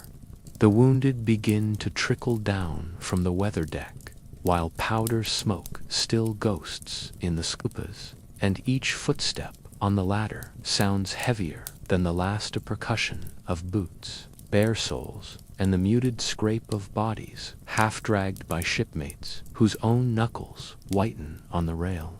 Beneath the orlop beams, the air is thick with pitch and damp linen, a womb-like, dark-scented by tar, candle, tallow, and the coppery bloom of fresh blood that rises too quickly to ignore. The ship's motion slows to a cradle roll now that the chase is over, but pain magnifies every tilt.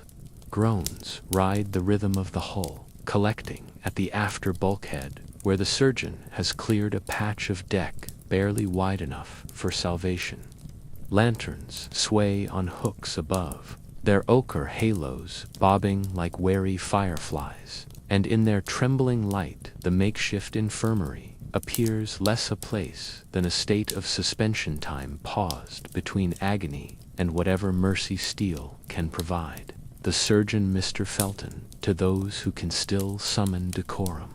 Old Stitch to the rest stands, stripped to shirt and breeches, sleeves rolled, an apron of sailcloth, already mottled rust brown from earlier voyages. His eyes, pale as beach glass, move with predator calm over the men laid out before him. In one gloved hand he twirls a bone-handled scalpel whose edge glints coldly with each swing of the lantern. In the other he cradles a pewter spoon ready to ladle rum into any mouth too stiff with fear to scream.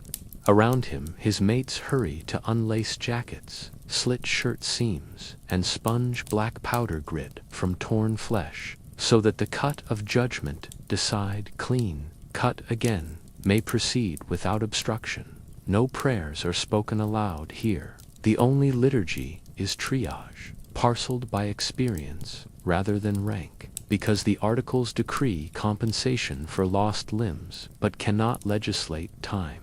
On a barrel beside the surgeon's chest stand the tools of salvation and disfigurement alike. Saws filed to shark-tooth keenness, forceps curved like gull beaks for plucking bone splinters, a cautery iron red-hot in a small charcoal brazier, and neat rolls of cleaned linen torn from the remnants of a Spanish mainsail. Each instrument rests in a shallow bath of vinegar, and seawater brine being the ship's only antiseptic worth the name. Its surfaces glimmering with an ersatz purity that masks how little separates cure from contagion.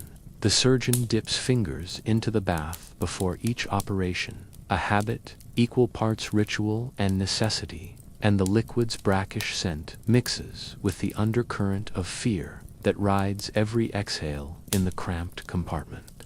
Somewhere aft, a rat squeals and scuttles into darkness. Even the vermin know to keep distance when the saw begins to sing. First upon the table, really a stack of powder kegs, nailed fast for stability, lies a top man with an arm shattered by grape shot. Splinters of radius and ulna pierce the skin like white coral. Blood pulses in sluggish rhythm, dark as port wine. The surgeon tests the limb with a thumb press that draws a flinch, then meets the man's gaze. Above the elbow, he says, voice as soft as spilled sand, a nod, tightened lips. Rum is poured, swallowed. Leather is offered for the teeth, but declined bravado or numbness. No one can say. The saw's bite begins. Gentle rocking strokes first, then deeper rasps that shudder through the timbers beneath, each pull releasing a metallic scent that mingles oddly with pitch. Lantern light catches the fine red spray that halos the work, and in that glimmer it is strangely beautiful, the way a sunset is beautiful, even when it forewarns a storm. As the detached limb thuds into a bucket of seawater, the surgeon's mate clamps the stump with an iron tourniquet, twisting until flesh pales to a waxen pallor, then packs the wound with boiled oakum smeared in resin. The cautery hisses when applied, a serpent coil of smoke twisting toward the deckhead, and the smell of burning meat distinguishable from any roasted supper, save for the undertone of human fate draws involuntary winces from the men awaiting their own verdicts. Yet relief floods the topman's eyes as pain gives way to shock. He will live, and the promise of 400 pieces, vate compensation, flickers like a distant lighthouse in his future. Hands, once calloused by lines, will now negotiate dice, cards, and maybe the strings of a tavern mandolin on distant shores, where no mast rises to shame his loss. Next comes a powder monkey, scarcely 14, chest peppered by oak splinters, thinner than quills, but driven deep as sin. The surgeon's spoon probes. Each shard shines wetly before being plucked, dropped into a tin tray that soon rings like a miser's till. The boy's breathing shortens until the surgeon stills his hand, sets palm to the lad's sternum, and murmurs, "Easy, little dove, breathe with the tide." Matching inhale to the hull's sway, the boy rides waves of fear until stitches tug skin closed in neat rows. For him there will be no coin his share too small to measure. but the surgeon presses a scrap of lemon peel to his lips, a tangy talisman against the scurvy that stalks all young bones. Small mercies flower in bloody soil, and every man present feels the fragrance of that kindness, however fleeting. While canvas plugs soak the deck beneath the keg table, the carpenter brings forward a gunner whose thigh bone groans under each step. There is no break, just a starburst bruise where a recoiling carriage pinned him. The surgeon palpates, nods, and prescribes poultice of rum, vinegar, and bruised parsley leaves to draw out the swelling, a recipe he learned from a Moorish physician during a ceasefire morning off Oran.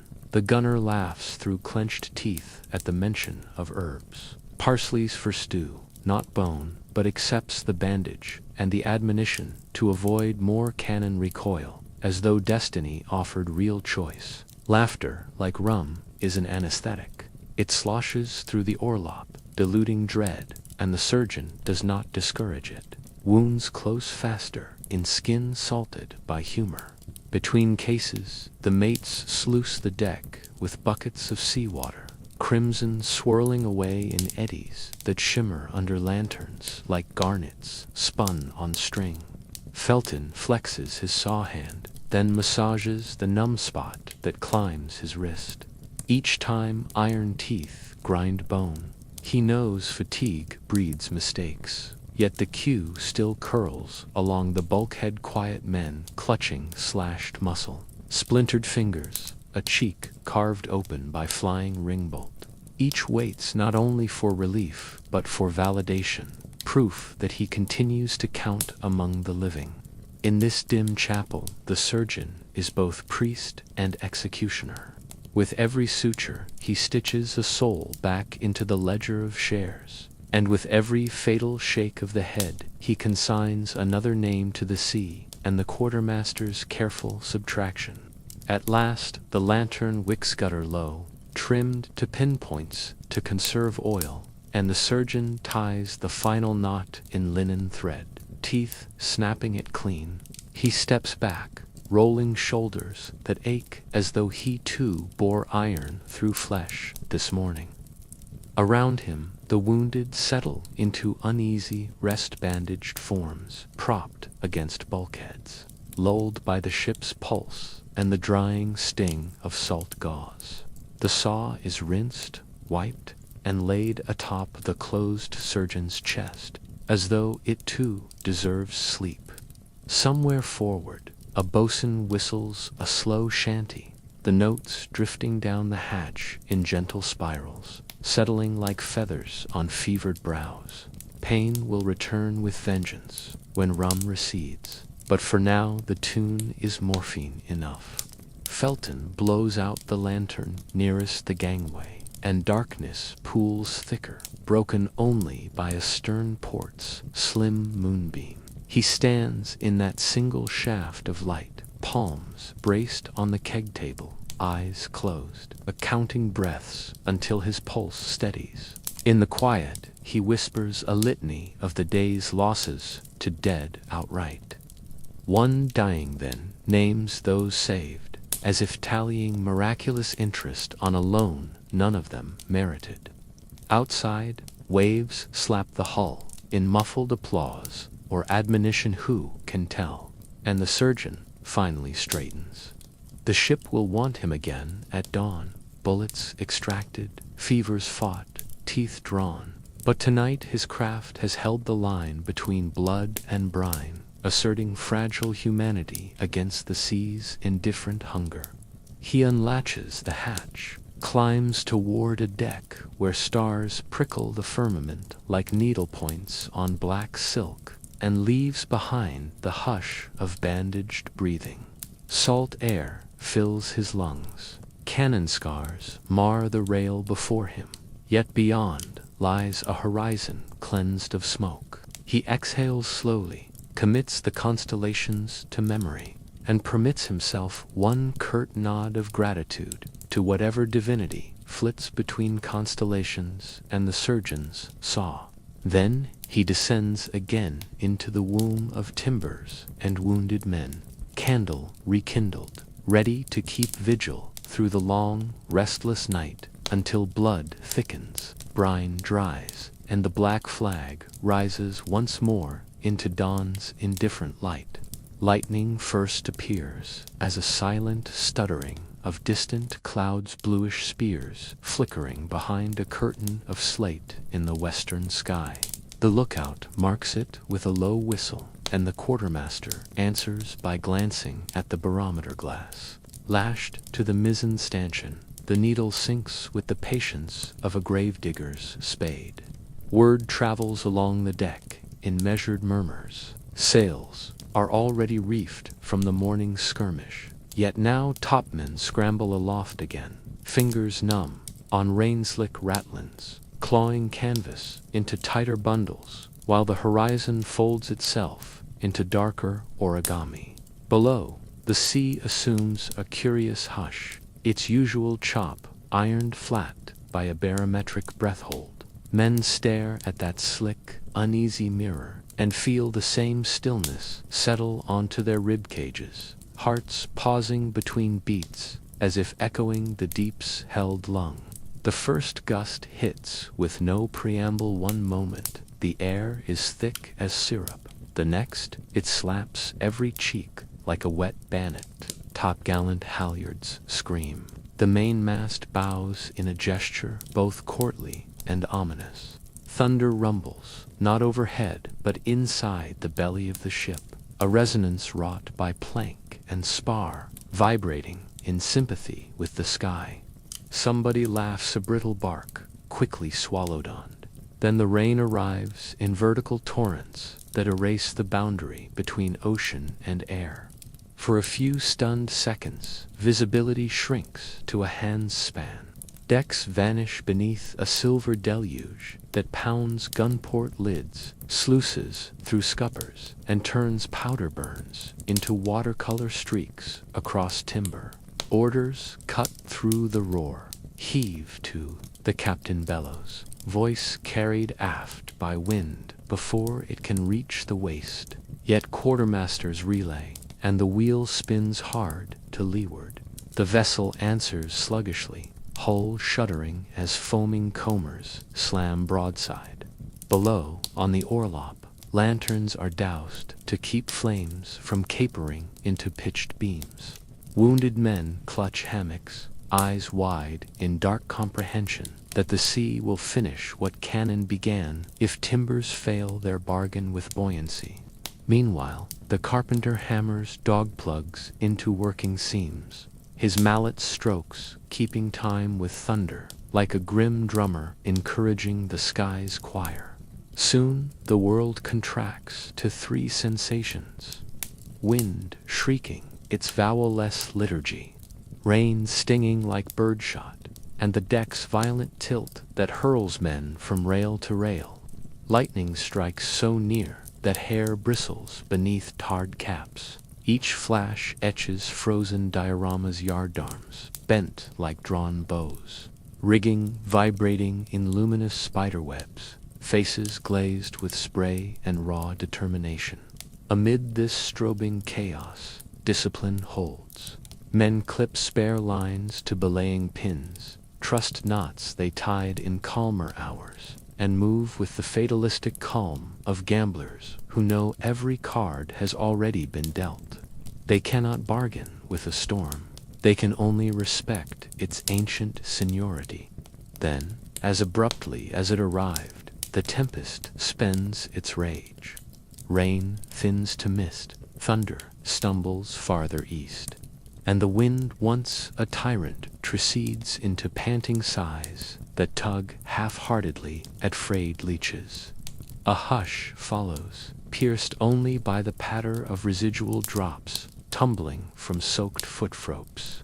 Lanterns are relit one by one, revealing a deck littered with shards of spent sky, splintered yard trunnions, a cracked forecastle hatch, cordage frayed to hairy wisps. Yet, among the wreckage, life persists, A boatswain limps to the pump brake to clear the rainwater sloshing in the bilge. A gunner tugs a tarpaulin over his beloved 9-pounder, cooing at the iron as though apologizing for the sky's wrath. Above, a slice of evening sun pries open the clouds, casting a golden benediction on faces streaked black with soot and joyless relief. Days later, the pendulum swings to its opposite extreme, and the ship drifts into the doldrums. An equatorial purgatory where not even a whisper disturbs the canvas, hanging limp like laundry on a still morning. The sea assumes a glassy arrogance, reflecting sky so perfectly that horizon disappears. The world becomes a blue sphere turned inside out, pirates trapped at its mirrored heart. Without wind, the sails slap listlessly, every thud a taunt, sweat beads, and refuses to evaporate. Voices drop to whispers out of some instinctive fear that sound alone might fracture the delicate equilibrium and plunge them into depths fathomless. Rations sour, casks once tight swell in the heat, brine leaking, water staling into a torpid broth that tastes of iron caulking nails. Tempers ferment faster than bread dough dice, games turn vicious, jests cut deeper. The quartermaster doubles the night watch, not for danger from abroad, but from simmering quarrels within. In the gun deck's dimness, men lie in hammocks and watch mold trace green constellations across sweaty beams, each spot an obscene parody of the heavens they cannot reach while becalmed. Even the rats appear languid, crawling slow and swollen-bellied as if the humidity clots their blood. To combat creeping madness, officers order sweeping boats lowered astern, crews straining long sweeps to tow their own ship in a parody of forward motion. Oars bite oily water and send ripples no wider than a man's arm span. Distance yields grudgingly, a ship's length per hour, perhaps less. Yet sweat itself becomes ritual. Each stroke a penance, each blister a tithe paid to the absent wind. At dusk, bodies collapse across the deck, lungs pumping furnace air, while the carpenter measures cracked spars for makeshift windsails, hopeful contraptions that might catch even a rumor of breeze. Night in the doldrums births illusions. Phosphorescent plankton ignites the ebony surface, and the hull appears to float on molten emerald glass. Some men swear they hear mermaids singing beneath the keel, low chords that tremble like solo cello strings. Others glimpse ghost shipsa, Dutch flight ablaze, yet unconsumed, a Roman trireme rowing beneath the surface. Whether conjured by dehydration or deeper longing, these visions stitch themselves into crew folklore and will resurface in tavern boasts long after the voyage ends. The navigator, pacing the quarterdeck, charts the stars with anxious precision, praying for the faintest catspaw ripple across any vein. None comes. The candles gutter, mocking his nightly vigil. Relief arrives, not with a gentle breeze, but a sigh so slight one must close eyes to sense it. A scant tremor across singed cheeks, the brittle flutter of a telltale yarn tied to the backstay.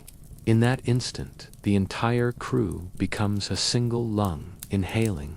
Orders snap, set royals, shake out reefs. Canvas rises like resurrected saints, catching the fledgling puff. The hull trembles as though remembering its true vocation. Slowly, gloriously, the mirror sea fractures into ripples. A cheer rolls from folkslee to sternchaser, raw and ragged, yet smoother than any hymn. Muscles, cramped by stasis, spring to life. Salt-burned eyes brighten. Even the rats scamper with renewed purpose, racing along the waterways to glean biscuit crumbs jarred loose by motion. Wind gathers, minute by minute, until the decks breathe again in their accustomed rhythm. The quartermaster marks speed on the lawglass 1 knot, then 2. A bounty after famine end notes the change, with a flourish no ledger can fully capture. Hope restored. Beneath the bowsprit, water hisses.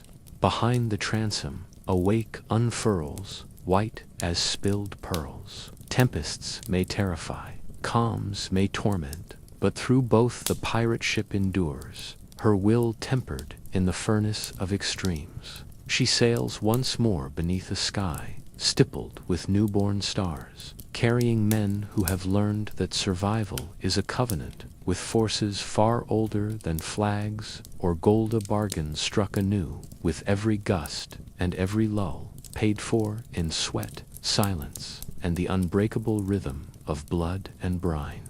The dawn after a storm tastes different.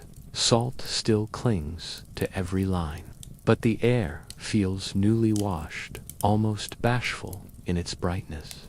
With the sails trimmed for an easy reach, and the sea meeting the hull in languid sighs, the quarterdeck summons the company to what might, on any lawful frigate, be called a captain's mast.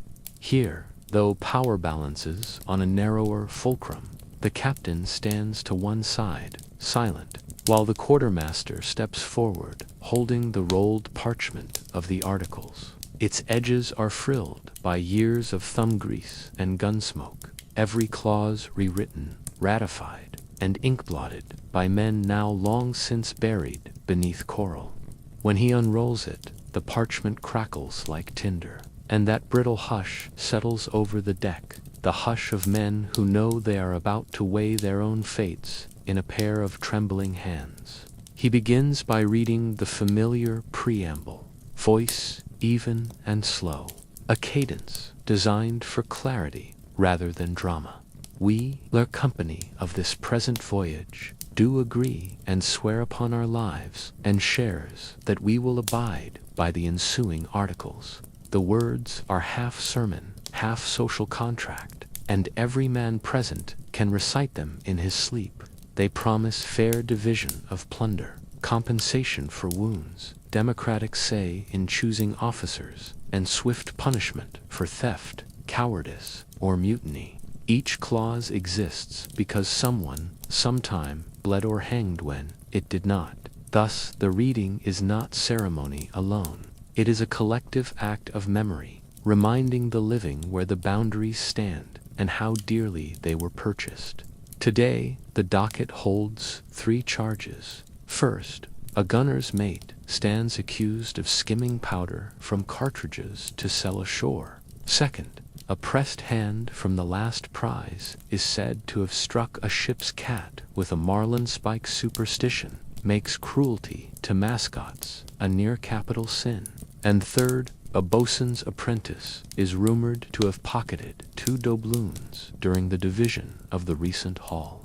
None of these crimes would earn more than a court-martial reprimand in a king's navy, yet aboard the Black Flag they threaten the very fabric that keeps blades pointed outward, not inward. So the quartermaster invites accusers to speak, and 3 men step forward, hats in hand, voices firm but never shrill. Truth must be served without spite, otherwise justice curdles to revenge. The deck becomes a tribunal in the round.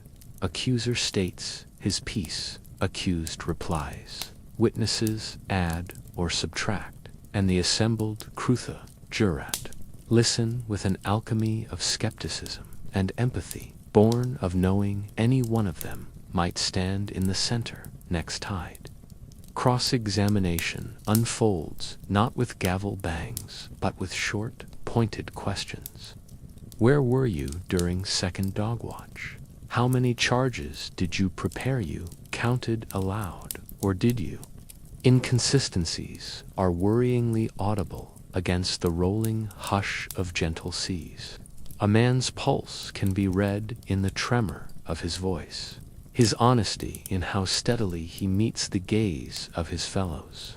Law at sea is intimate, stripping, sometimes cruelly transparent.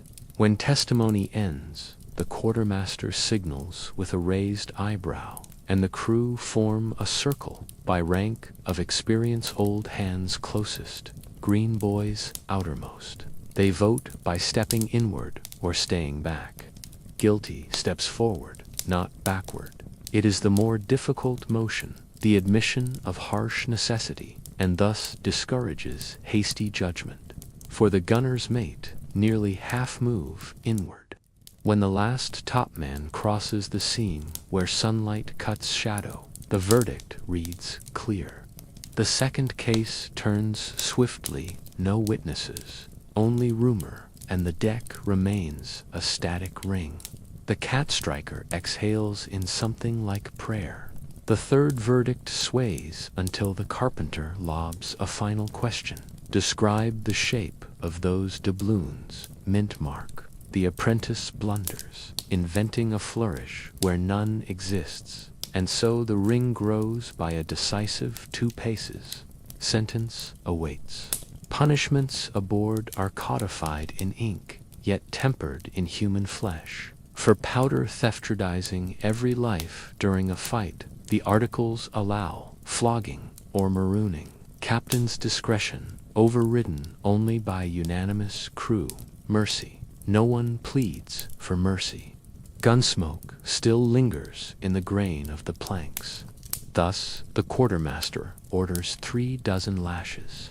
The boatswain uncoils the cat-5 cords, each frayed into 9 tails, knotted with lead shavings that wink under the sun-end. The gunner's mate, stripped to the waist, grips the grating's rail, strikes land in methodical cadence.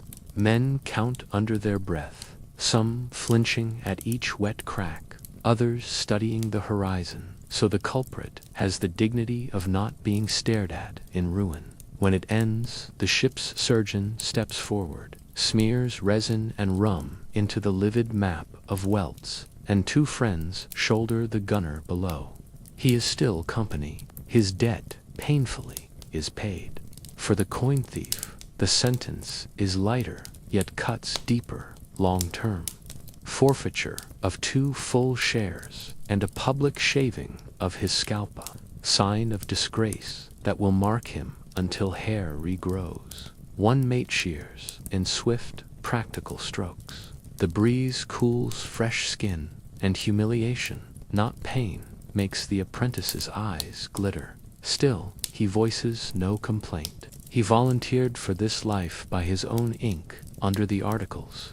Now he swallows the ink's consequences whole, as each man must if the contract is to remain more than words. When the quartermaster's clerk adds a notation in the ledger, share adjusted for theft, you can almost hear the quill scratch forgiveness into permanence.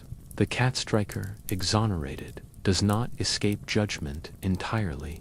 The quartermaster pockets the precedent to remind all hands. Rumor alone cannot convict, but neither is rumor harmless. He instructs the cleared sailor to stand a double watch the next nightan act that punishes without branding guilt. Disciplinary creativity nourishes morale. It shows that justice sees shades, not simply black and white. The captain nods approvingly, arms folded, eyes unreadable. His power remains supreme in battle, but between broadsides he yields gladly to the democracy that keeps the powder room from turning into a powder keg of mutiny. What outsiders seldom grasp is how discipline here twines with mercy. The flogged man receives extra rum and lenience from work until scabs toughen. Crewmates rotate his duties, lest the ship suffer for his wounds. The shaved apprentice finds unsolicited gifts in his sea chest that evening. A spare wool cap against sunburn, a sliver of ginger candy, even a folded scrap of parchment scrawled with the body limerick everyone heard him recite the night before last. These small kindnesses patch the social fabric just stitched by harsh thread. Without them, punishment would bleed fellowship dry. With them, justice becomes regenerative. The bruise that proves a limb still feels. By the time the sun tilts westward, the hearing ends.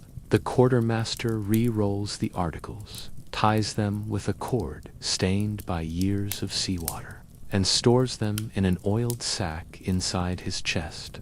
Men disperse to tasks. The galley fires crackle. The carpenter's mates caulk a seam split by morning combat. The navigator peers at gull flights, forecasting tomorrow's shoals.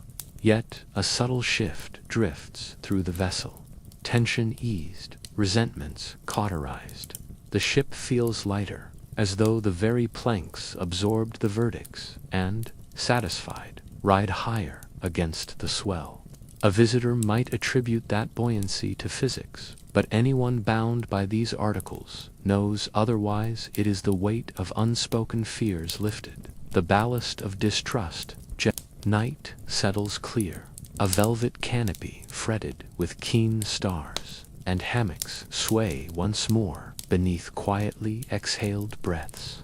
Somewhere on the gun deck, the gunner's mate dozes on his belly, bandaged stripes, seeping resin and hope.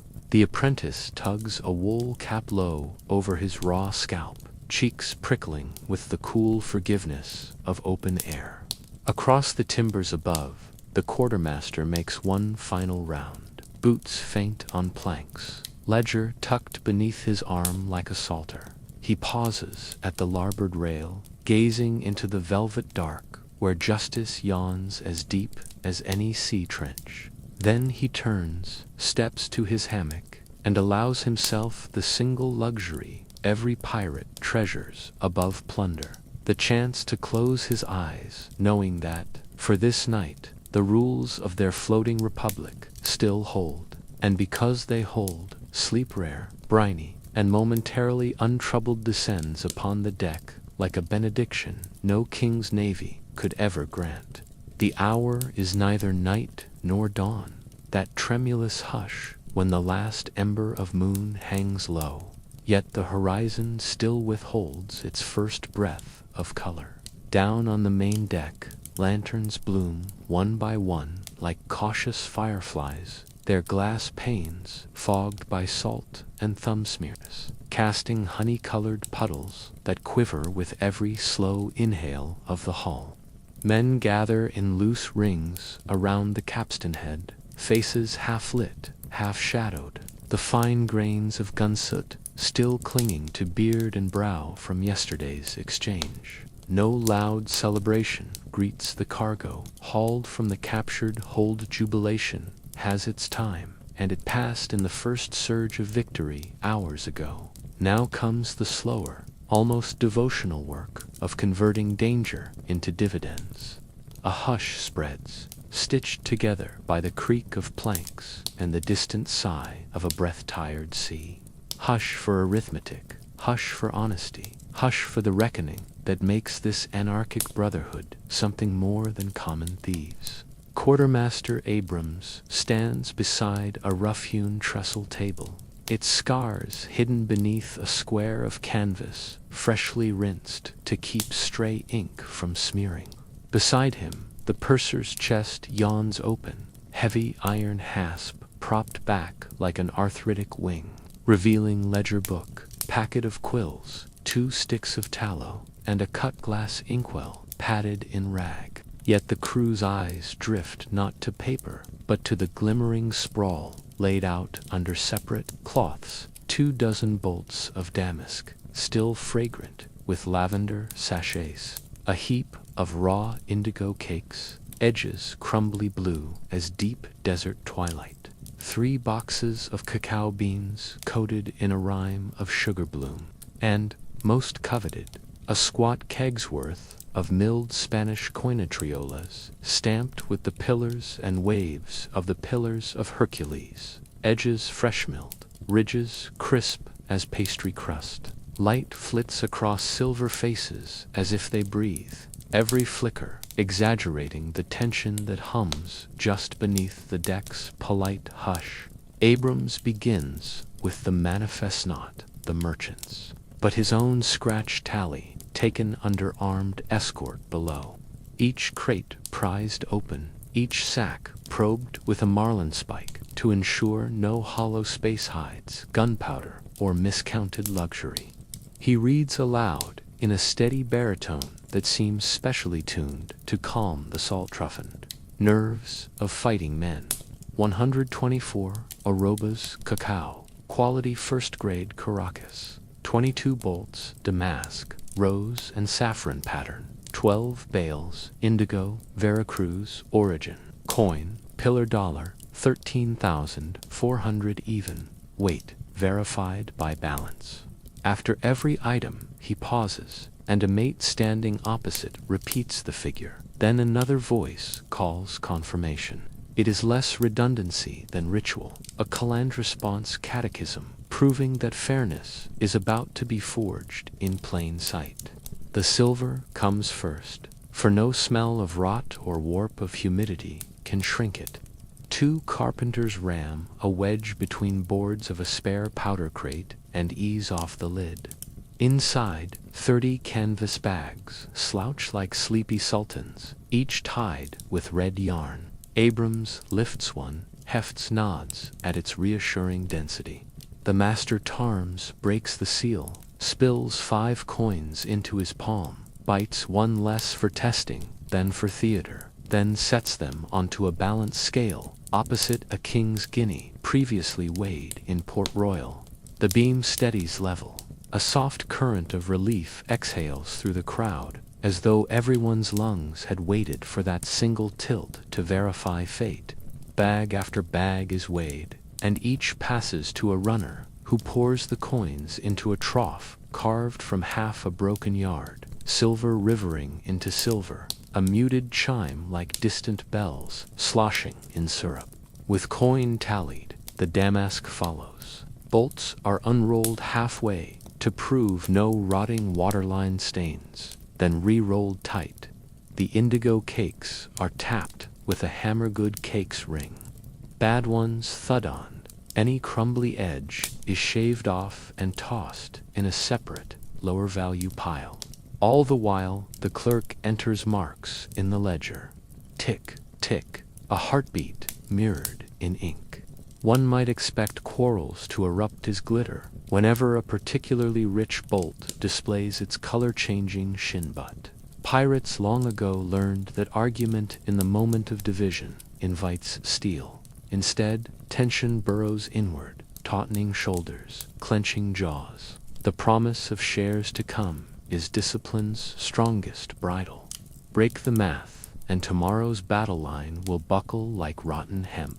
At last, all goods stand vouched, coins stacked in squared tiers, textiles rolled tight as artillery charges, indigo wrapped in sailcloth cushions, cacao repacked with double twine.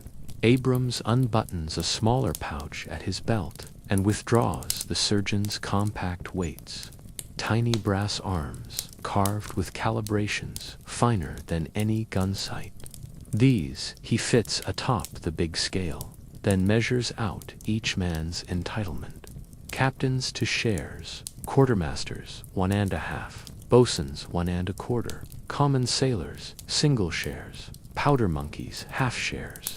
Dead men's portions are set aside in a silent corner, to be conveyed to next of kin or divvied among messmates if no kin can ever be found. For wounds taken, bonuses. The topman missing an arm receives another half share. The powder monkey, stitched like a quilt, gets coin weight in cacao, easier to barter for warm food when he's set ashore to heal. The arithmetic marches on through column after column, Abrams' low mantra melding with the hush of dawn-ripening swell. Equality adjusted by necessity, democracy trimmed by risk.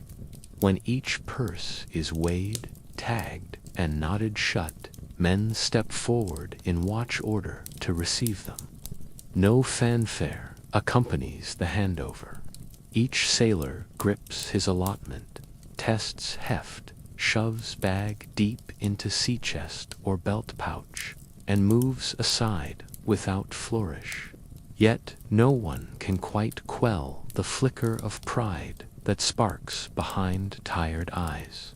Proof of labor rendered, danger met, and fortune wrestled tangible from a recalcitrant sea. Somewhere up in the shrouds the gulls shriek, as if sensing new potential for crumbs. Down below, hammocks sway empty. Today's breakfast of salt, pork, and biscuit will taste faintly sweeter, seasoned by the clink of coin just earned. Only when the last share has vanished into pockets does Abrams allow his shoulders to sag. He signs the ledger, drips sand over the ink, and presses the quartermaster's seal into the corner wax. Then, as though to punctuate the ceremony, he snaps the ledger shut. Clap in, a collective murmur rises, an exhale of withheld breath wrapped in satisfaction. The company breaks rank, drifting toward tasks, returning the damask to the hold, canvassing the rigging for stray shot holes, relighting the galley's morning fire. Yet an invisible filament now hums between them, spun of silver and trust, proof that however brutal the chase, however sharp the article's lash, fairness still presides, deep and stubborn as the grain of the planks beneath their feet. In the quiet that follows, first rays of sun bleed up the skies, belly apricot, then gold glazing each silver stack until it dazzles like fresh dawn snow. Abrams pauses to watch that light glaze the coins, a fleeting glimpse of something almost sacred. Wealth will melt lost in taverns, gambled on dice, or traded for silk that rots in tropical rain, but this moment of division endures, written down in ledgers and in memory alike. He slides the purser's chest shut, snaps the lock, pockets the key, and nods to the captain. Business complete, the ship can turn once more toward open water, her hold lighter, her crew heavier by hope, and the great game reset. Horizon ahead, danger promised, but each heart steadied by the soft, rhythmic chime of coin already counted by lantern glow. The scent of land reaches the crew before any dune crests the horizon, almost imperceptible sweetness threaded with loam and distant cookfires, carried on a wind that has lately tasted only of brine. Word of shore leave travels faster than any order of sail, from lookout to topsman, from gun deck to galley, until every man moves about his work with a suppressed buoyancy. Through a spyglass, the island of Isla de las Sombras appears no larger than a gull's wing, its palmetto crowns blurring into a hazy fringe above a crescent of bleached sand. Yet every pirate aboard knows the cove behind that spit of reefed rock offers more than anchorage. It promises anonymity, loose tongues greased by rum, and merchants willing to trade silver for silence at a rate far better than any corsair port under King's law. As the ship crosses the reef's broken teeth and the lagoon calms around her hull, tension drains from backs and shoulders like rainwater off canvas. Every creak of ropes suddenly friendlier, every breath carrying the anticipation of earth that does not sway beneath one's feet. The captain permits no disorder, even in joy. 2 boats are lowered, one bearing the quartermaster and a half-dozen armed men to negotiate docking dues with the harbor master, and another packed with empty casks ready to refill from the island's freshwater spring. The remaining crew tidy decks, furl canvas, and secure firearms in the arms locker. Shore leave is a privilege measured in barrels of discipline, and no man will step onto sand until the ship gleams respectable as a church pew. Yet even polishing brass becomes a festival when laughter rides each stroke, and bets are laid about who will return first from the tavern with a kiss-stained collar or whose coins will vanish quickest to the card tables that flourish like mushrooms in the quarter's candlelit alleys. By the time the longboat returns with a flag of safe conduct and the quartermaster's nod, hammocks flap vacant and boots thud impatient dance steps along the rail. Setting foot on land feels at once alien and ancestral. The deck-borne sway persists in the limbs, but the sand's immobility jars knees like an abrupt halt in a cradle's lull. A path of crushed seashells leads from jetty to the settlement's lone thoroughfare, lined by low stucco walls, washed peach and turquoise in the afternoon glare. Palm fronds sizzle overhead. Bright macaws riot in the branches, their screeches harmonizing with the dull ring of a distant blacksmith's hammer. Stalls along the way, hawk fruit bursting with sugars. The sea never grants mango, guava, papaya. The first man to bite into a slice of pineapple scalds his tongue on its acid, then grins syrup down his beard like a boy. Coins jingle, barter blooms. Within minutes, a powder monkey who spent weeks bunking beside powder barrels now cradles a carved whistle made of bone, and a gunner's mate secures a bolt of sorry-bright cotton for the sweetheart he insists waits loyal in Port Royal. Most paths converge on La Sirena Coya, a tavern whose patched sailcloth awning shifts like lazy surf in the breeze, and whose Sina, mermaid with one fin shorter than the other, swings from hooks black with years of lantern smoke. Inside, the gloom is perfumed by vats of sugarcane mash and the mineral temps of spilled aguardiente. Sand boards the threshold with every boot, but nobody minds. Floors are swept only when the drift threatens to bury a stool. At the bar, clay cups clack against one another in a percussion that soon blends with the scratch of a fiddle and the soft slap of a frame drum. The owner, Dona Valentina, commands the room from behind an upturned rum barrel, her hair bound in red silk, eyes sharp as a cutlass's noon flash. She knows each face by alias and debt, sliding drinks across the plank when she sees coin, and sliding them just as readily when she sees a pistol, but poking from a belt interest payable in stories or favors called at a later tide. Stories, indeed, become the currency of the evening. At a table scarred by centuries of dice gouges, the carpenter traces a nail across the wood to illustrate the angle of a wave that once flung him across 3 decks, while his listener nods wide-eyed, though he survived the same gale.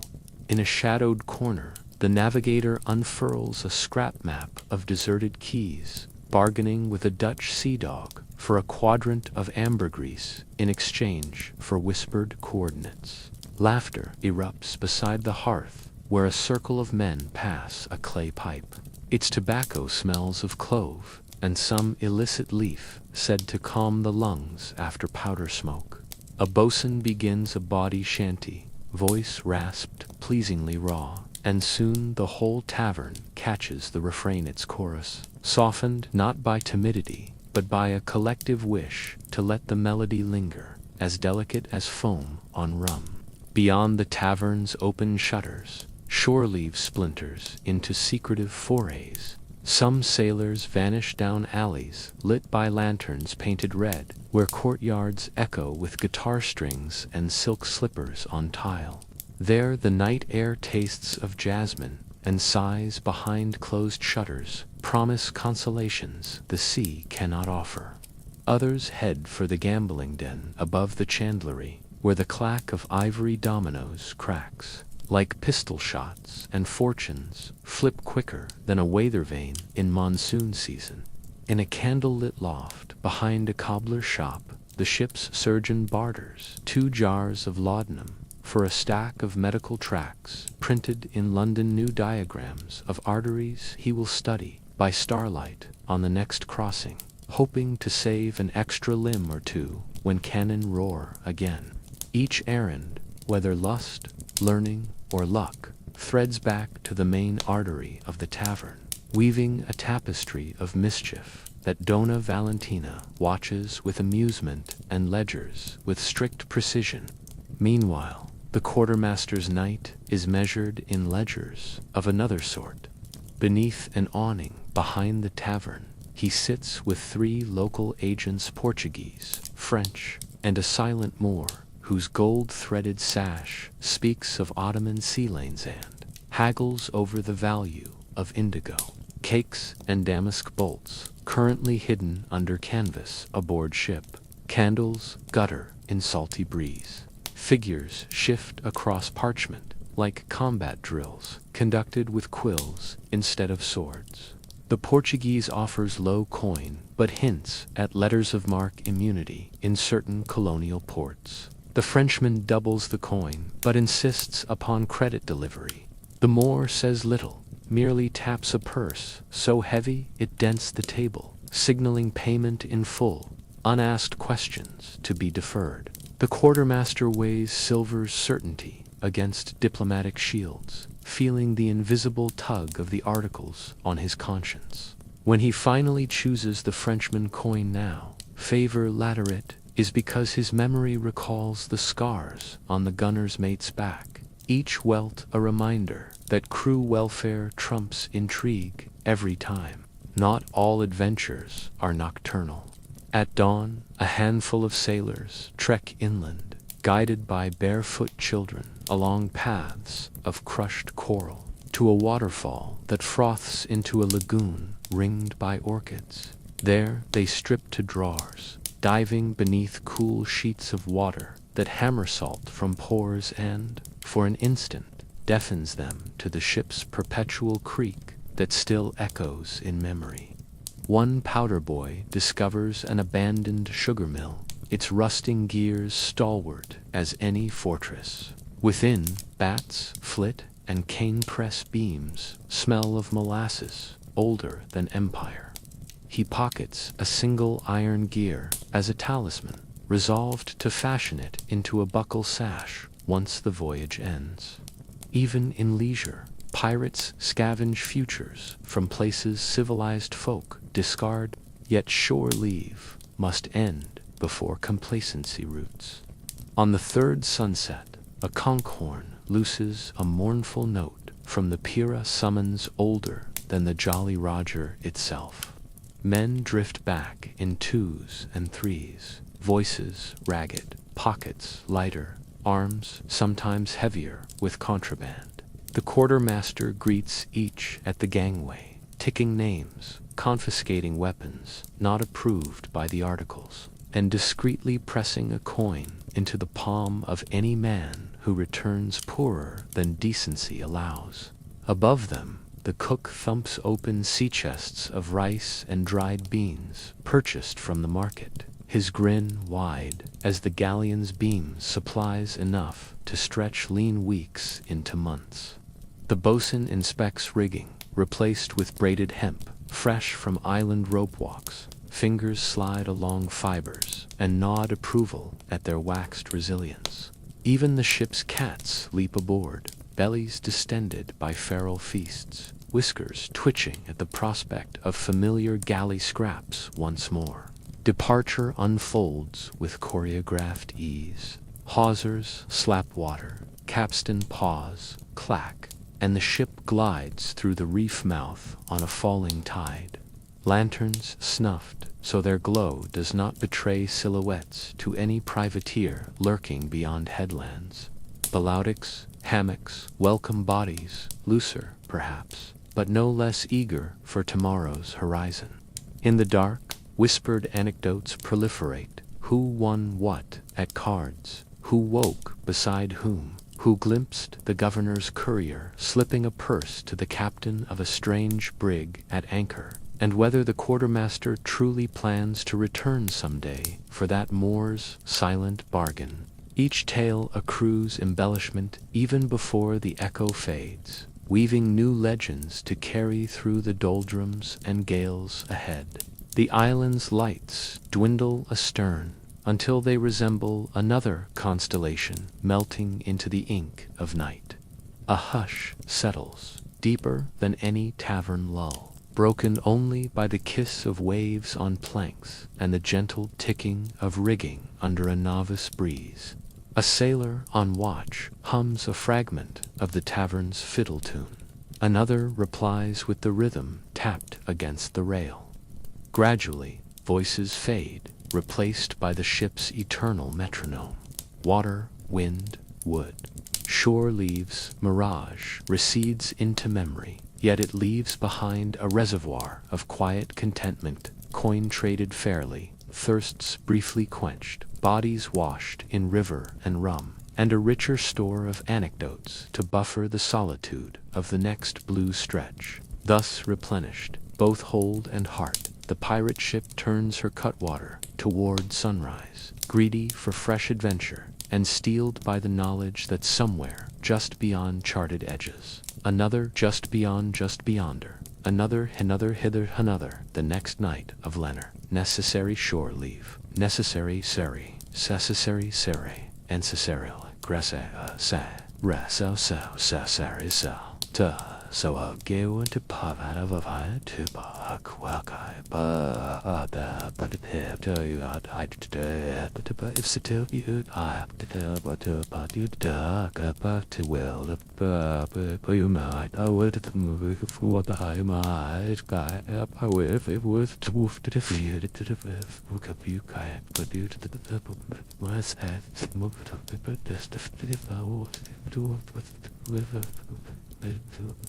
The moon had been thinning for nights, shaving itself from a bright coin into a dagger sliver that barely pierced the clouds, and with each dwindling slice, the crew's mood seemed to follow as though the silver in the sky pulled invisibly on the silver in their pockets. By the second week out from Isla de las Sombras, the easy afterglow of shore leave had faded into the gray press of routine, and murmurs began to thread through the hammocks after lights out. They always began the same way. A sigh over slim tobacco, a low curse at the quartermaster's ledger math, a question spoken too softly to carry beyond the swaying canvas. But the sea is an echo chamber, and every whispered doubt ricochets off timbers until even the stoic hear it thrumming in their bones. Topman muttered that the captain had steered wide of a shipping lane fat with treasure ships. Gunners grumbled that powder rations felt lighter. The newly shorn apprentice, still smarting from lost shares, feared he would serve his disgrace on a starving wage. Nothing explicit, nothing actionable, just flotsam of complaint swirling in a current none dared chart, yet everyone felt nudging their boots as they crossed the deck in the dark. The first true spark landed during a sultry mid-watch, when the sea lay glassy and the sails hung so limp they flapped only with the ship's own breathing. Jenkinson, ordinary seaman, whose talent for dice was rivaled only by his thirst for grievance, leaned on the larboard rail beside a powder monkey and began sketching a future in hushed, eager strokes. Why, he asked, should they chase French sugar brigs at the captain's behest, when a single nudge of the helm could lay course for Spanish New Granada, where silver trains waited in harbors with fewer guns than a merchant bark? And did it not seem queer that the quartermaster's own purse had grown heavier after every bargain struck, while biscuit tins grew emptier? The boy listened, eyes wide in the moon-hazed dark. Jenkins spoke softly, working salt-cracked hands in slow circles, as though shaping an invisible coin between thumb and finger. By the end of the watch, the idea had leaped one hammock. Not yet mutiny, merely a question shared, but questions multiply like rats when food stores dwindle. 2 nights later, the cook's mate found more weevils than flour in the bread cask and flung the crawling mass onto the galley deck with a fury that ricocheted from pantries to gun deck. Voices rose. The quartermaster's calm explanations rang thinner than parchment. Men recalled the rich meals eaten on the island and contrasted them with this hollow crunch of vermin and sawdust. Most swallowed their anger like grit, but a knot of 6 Jenkins at their center let silence harden into conspiracy. They met in the dim space between the mainmast partners and the cable tier, a claustrophobic nook smelling of hemp and bilge, where a single shuttered lantern painted their faces in conspiratorial amber. There they weighed odds. 15 diehards might seize the quarterdeck while the captain slept, force him to cede command, and chart a new hunt. Another dozen swore they would not fight fellow crew, but would stand out of the way should trouble ignite. That was enough. Jenkins insisted mutiny seldom needed a majority, only boldness timed to the pulse of fatigue. Still, fear is ballast, and even plotters feel its drag. On the eve of the new moon, when darkness bled across the horizon like ink in water, the conspirators hesitated. What if the surgeon refused to patch wounds inflicted by shipmates? What if the carpenter jammed the magazine hatch, starving them of powder? What if the quartermaster, ever a hawk for rumbling discord, suspected already and had chalked secret marks beside their names? Each question frayed resolve, yet moonless nights breed illusions of invincibility, and when the lookout called sail ho, off the larboard, bout too distant to chase, too near to ignore, Jenkins sensed providence. A captain distracted by phantom prey, a crew restless from idle hours, a sky dark enough to cloak treachery. The calculus aligned in his gambler's brain until the decision felt inevitable as tide. The chosen hour fell between first and middle dog watch, when the deck was manned by the bleary-eyed and the newly woken, and when the watch change left momentary gaps in hierarchy. Jenkins and 2 comrades slipped to the arms locker, having earlier palmed the quartermaster's spare keys. They cracked the hasp with a soft click that sounded to their racing hearts like a cannon blast, then passed out pistols and boarding axes wrapped in scrap canvas to muffle metal on wood. Above, another pair drifted aft, claiming a need to furl a misbehaving braille. In truth, they lurked near the companionway, poised to bar at once the quarterdeck was theirs. Everything might have slid into bloodless takeover had the sea not chosen that exact moment to send a thieving gust punching the mainsail, jerking the boom and rattling blocks so violently that even sleepers jolted upright. Startled, the quartermaster emerged earlier than expected, lantern raised, eyes instinctively scanning line's end. The yellow halo froze upon the gleam of an unsheathed axe in Jenkins's grip. For a heartbeat, both men stared, comprehension dawning mutual as lightning. Then the deck exploded in shouts, the thin air bristling with metal glint. Axes rose, pistols leveled. Yet for all their clandestine planning, the mutineers underestimated to forces the silent loyalty many felt toward the Article's fairness, and the reflexive discipline drilled into every hand for survival against storms and broadsides alike. Within breaths, half-dressed topmen swung down shrouds to flank the quartermaster. Gunners abandoned their dice to cock slow match over cannon vents, and even the surgeon's scalpel, still bloody from evening tooth, extractions brandished his instrument like a rapier. The deck's planks, still damp from dew, became an arena of standoff, 10 against 25, weapons trembling, hearts battering ribs, each man calculating where justice or advantage lay. The captain arrived last, boots unlaced, coat flapping no grand oration, only a single pistol pointed skyward, discharged with a thundercrack that silenced every mouth as surely as a marlin spike between teeth. Smoke unfurled, acrid and final.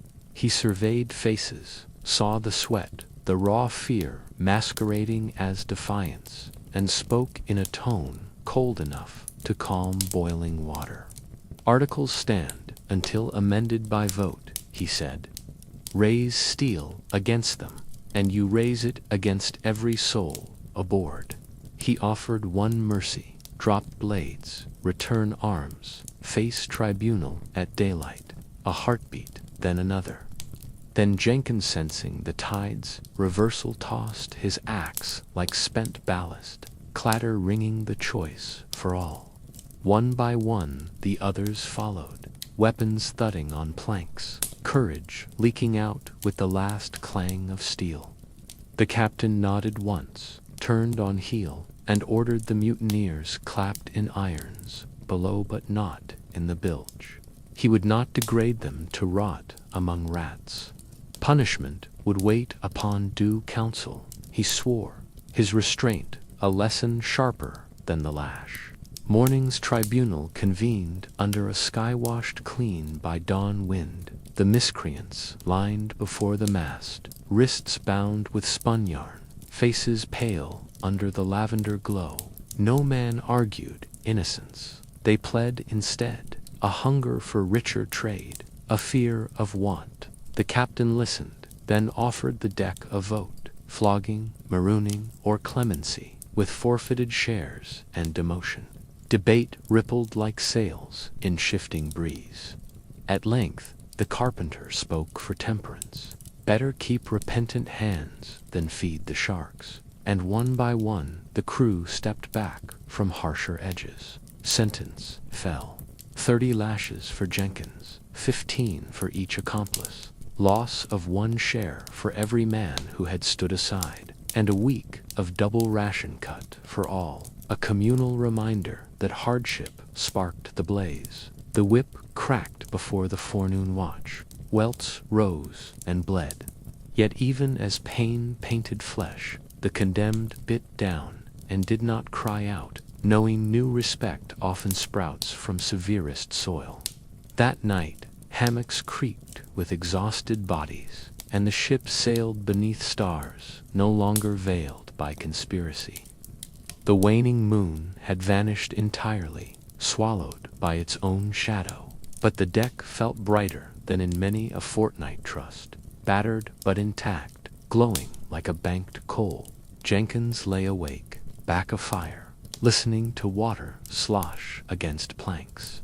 He thought of indigo dreams and silver horizons, of dice rolls that sometimes bless, sometimes betray.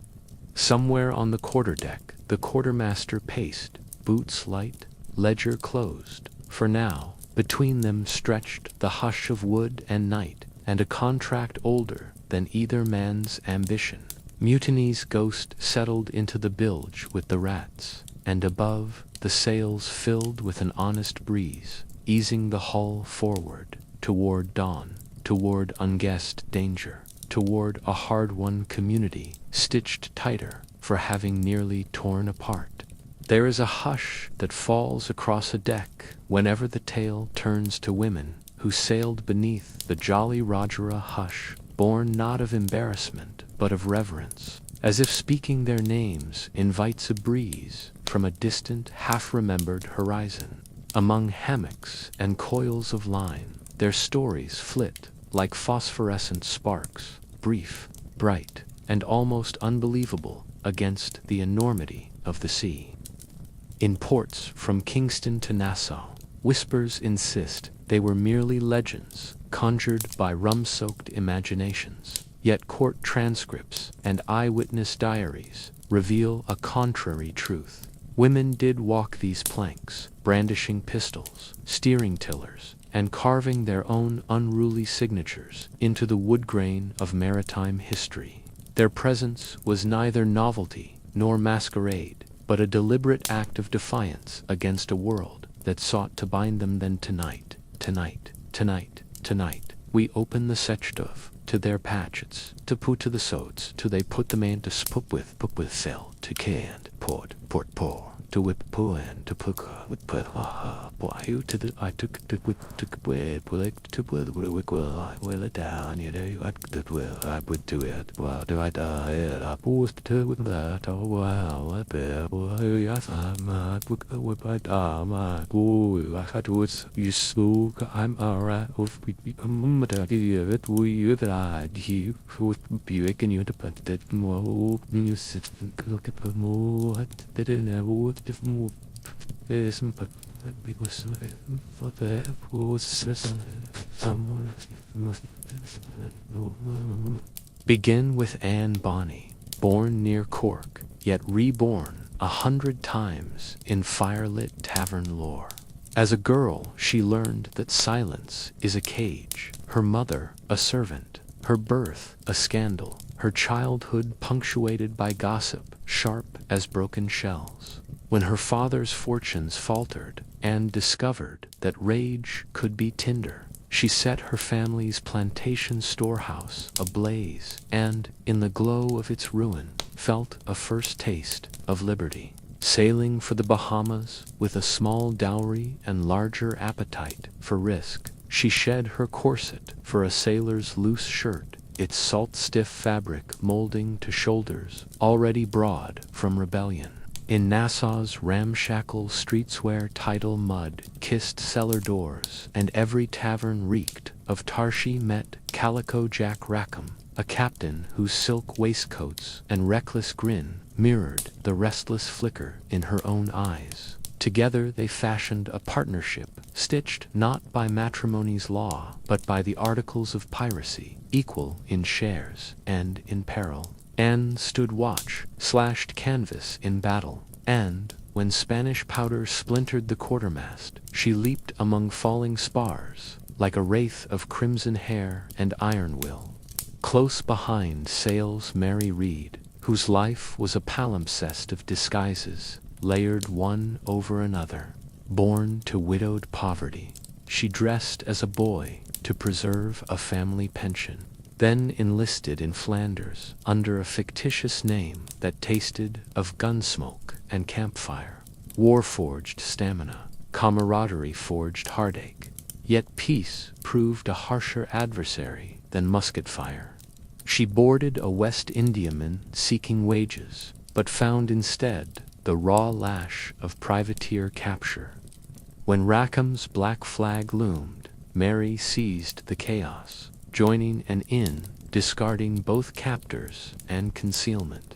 In battle she fought, bare-armed, a pistol hooked to a scarlet sash, so gunners could reload for her in the frantic smoke. Witnesses swore she cursed louder than any deckhand, and wept quieter than any child, because there was no time for tears while a cutlass still sang.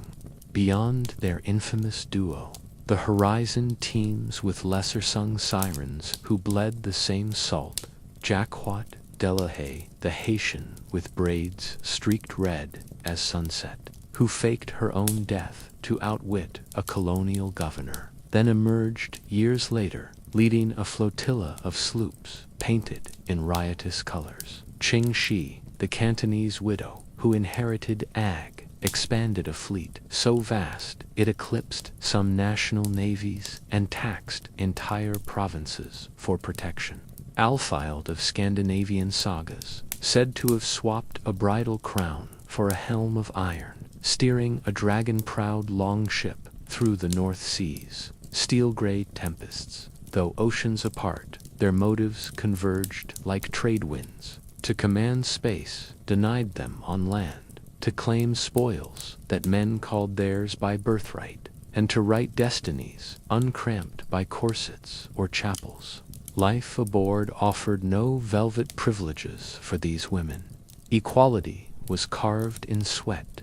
They hauled sheets in squalls until palms blistered raw, cooked stew over heaving hearths, while the hull groaned, and kept midnight watch when rain drummed so hard it flattened hope like wet canvas. At first sight of a merchantman, their tasks magnified, they loaded cannon, passed powder horns, and braced themselves at the mastheads, where wind snapped lashes of spray across their faces. In the lull before grappling hooks flew, they tightened scarf knots and checked flintlocks, not out of vanity, but to keep hair and pistol priming from betraying them in the spark-ridden smoke. If any shipmate doubted their resolve, battle's furnace smelted hesitation to ash. A single volley answered questions more eloquently than 1,000 oaths. Yet solidarity had limits. Some crews embraced a rare equality of rations and respect, recognizing skill where it stood. Others, fearful of maritime superstition, that women at sea beckoned storms, demanded disguise. Pronouns replaced, curves bound flat beneath linen. Anne and Mary themselves kept jackets buttoned, voices pitched low when strangers came aboard. Anonymity was armor more reliable than oak. Still, secrets rot faster than rope in bilge water. When discovery loomed, loyalty was tested. Would the watchmate who shared grog cups also shield identity, or would superstition tip into betrayal? The answer changed ship to ship, hour to hour, forging a constant undercurrent of tension beneath the louder churn of wind and wave. Inevitably, the hammer of empire swung. The capture of Rackham's crew near Negril came not through treachery, but sheer exhaustion. Too many nights warmed by rum, too few by vigilance. When a British sloop's cannons barked before dawn, most buccaneers lurched from stupor. Only Anne and Mary fired back with steady aim, cursing comrades for cowards. Carted in irons to Spanish town, they faced trial beneath rafters, buzzing with insects and gossip. The charge piracy carried death by rope, yet the women's defense bled no tears. They pleaded quick with child, invoking a legal stay. Pregnancy refuted gallows, for English law forbade killing what might be innocent life. Mary succumbed to fever months later, her unborn fate unrecorded. Anne vanished from scrolls entirely, rumored to have escaped, pardoned by a plantation father, or died anonymous under a married name. The archive ends in ellipses, leaving silence to finish what quills could not. Though courts tried to erase them, legend proved archivist. Decades later, Bermudan fishermen swore they saw a scarlet-haired captain raid a slave schooner, freeing chains with axes that flashed like lightning. Chinese villagers still light incense to the memory of Qing Shi, who negotiated retirement complete with noble title and state stipendan. Outcome kings themselves rarely secured. In Scandinavian fjords, storytellers weave Alfild's longship into the aurora, green curtains rippling like sails of an eternal raid. On tropical winds and polar sprays alike, these tales sail as ghost fleets, offering brine-drenched proof that patriarchy's walls crumble when pressed by a determined prow. Their legacy endures in the marrow of every sailor who pins back hair before climbing ratlins, in the grit of any soul wreck, guardless of birth, who chooses horizon over hearth. For the sea, ancient and impartial, judges by seamanship and nerve, not by garments or hymens or the cradle's stamped certificate. It teaches that courage is a current open to all who dare ride it, and its vastness remembers each name flung into its spray. So, as you lie in your own still berth tonight, let the rhythmic surge of imagined waves carry whispers of Anne's rifle-shot laughter, Mary's flint-bright defiance, Jaquat's daring feint, Qing Shi's ironclad negotiations. Hear them in the creak of floors, in the hush between heartbeats, and know that somewhere in the libraries of tide and wind, the pages they inked with gunpowder and salt remain forever turning every dreamer that even in an age of shackles, some chose the black flag for its self-written sky. The first hint of captivity aboard a pirate ship is not always a chain's metallic clink, but the change in air, a thickening of hush that settles when strangers' eyes meet those of the crew and find no common language of belonging. At dawn, after a successful boarding, prisoners are ushered from splinter-rimmed hatches onto the main deck, blinking in briny light as though waking from another life entirely. They come in layers of shock Spanish sailors still streaked with gunsmoke, enslaved Africans dragged from a slave bark's pen, Catholic friars who clutch rosaries polished by frantic prayers, and merchants whose velvet doublets now resemble kitchen rags. Each soul enters a liminal space where fate, currency, and mercy braid together, and every breath they draw is borrowed from the patience of their captors. The crew regards them with an almost clinical gaze, not cruel, merely assessing weight in coin or strategic value. For seasoned pirates, a prisoner is both liability and opportunity another, mouth to feed, yet also a playing piece on the seaborne chessboard of ransom and barter. The quartermaster's first act is triage. Officers of worth navigators, captains, clerks, or anyone wearing jewelry finer than a boatswain's whistler, separated to starboard, given a mug of watered rum, and politely asked to recite names, titles, and the addresses of influential kins.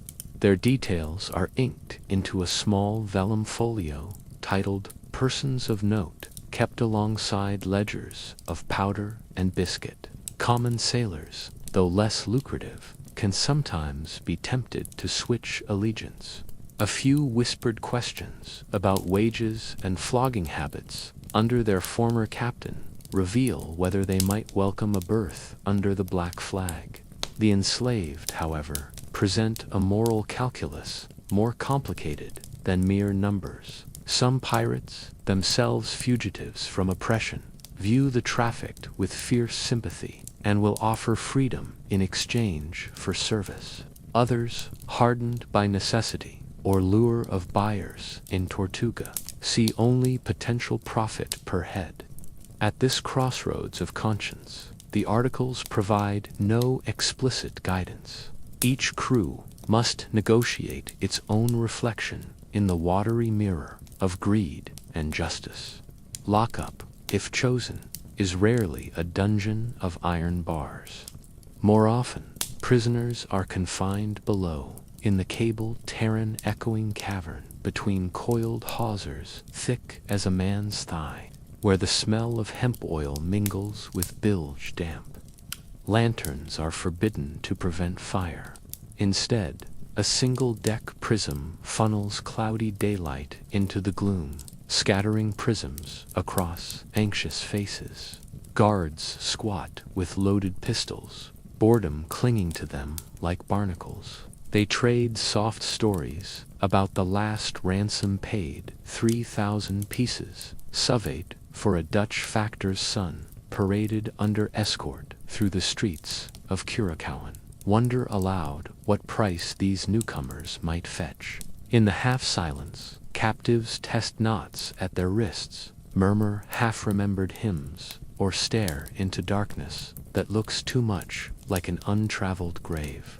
At sunset, the surgeon visits, lantern-hooded, to inspect wounds. A skull gash from falling tackle, a splinter lodged beneath an eyelid, wrists weeping from hemp burns. He carries a small jar of honey infused with rum and thyme, spooning it onto bandages as sparingly as a miser dropping coins into a beggar's cup. Even this tenderness is transactional. A healthy prisoner commands higher ransom and requires less watch. Still, tenderness it remains, and the captives unused to kindness, unshielded by cross or coins, sometimes weep while the surgeon gently lifts stained linen from skin. Above, The deck murmurs with the shift from day to dog watch, ropes creaking like distant lullabies. The prison space, though fraught, becomes for a moment a chapel of fragile humanity lit by flickers of hope. Negotiations for ransom begin with quill and ink, but quickly transform into theater. The quartermaster drafts letters on fine rag paper, pilfered from the prize's strongbox, addressing them to governors, shipping magnates, or even monastic orders. Each missive is florid, yet polite. "Honored sir, we hold in safekeeping your esteemed nephew." The phrase "in safekeeping," chosen precisely to nudge fear without invoking savagery. The captive is invited to sonore mark, with trembling X the bottom line, assuring authenticity. These letters are placed in oilskin tubes, entrusted to neutral fishermen, or sometimes to the very prize ship, now stripped of cargo, yet provisioned for swift return. Meanwhile, rumor travels faster than parchment. By the time the courier reaches port, merchants are already tallying sums against reputations, deciding whether ransom costs less than scandal or replacement crew. While the world ashore deliberates, life at sea normalizes around its new human cargo. Some prisoners volunteer for deck duty, grateful for fresh air and movement after cable-tier darkness. They holystone planks beside the same pirates who captured them, sharing halting jokes in mingled tongues. Others retreat inward, limbs moving like clockwork dolls during mealtime, but eyes fixed on something distant, perhaps a mother's kitchen in perhaps a market square in Benin. On calm nights, when the sea lies black and silky, the ship's musician brings out a battered fiddle, and even guards feel the invisible barrier soften. A French midshipman hums a hymn once sung in Chartres Cathedral. A Mandinka captive replies with a Colland response, lament. And for a few heartbeats, song stitches a suture across divides, inked by law and iron. The ocean listens, unjudging, reflecting starlight on faces that share the same refracted glow.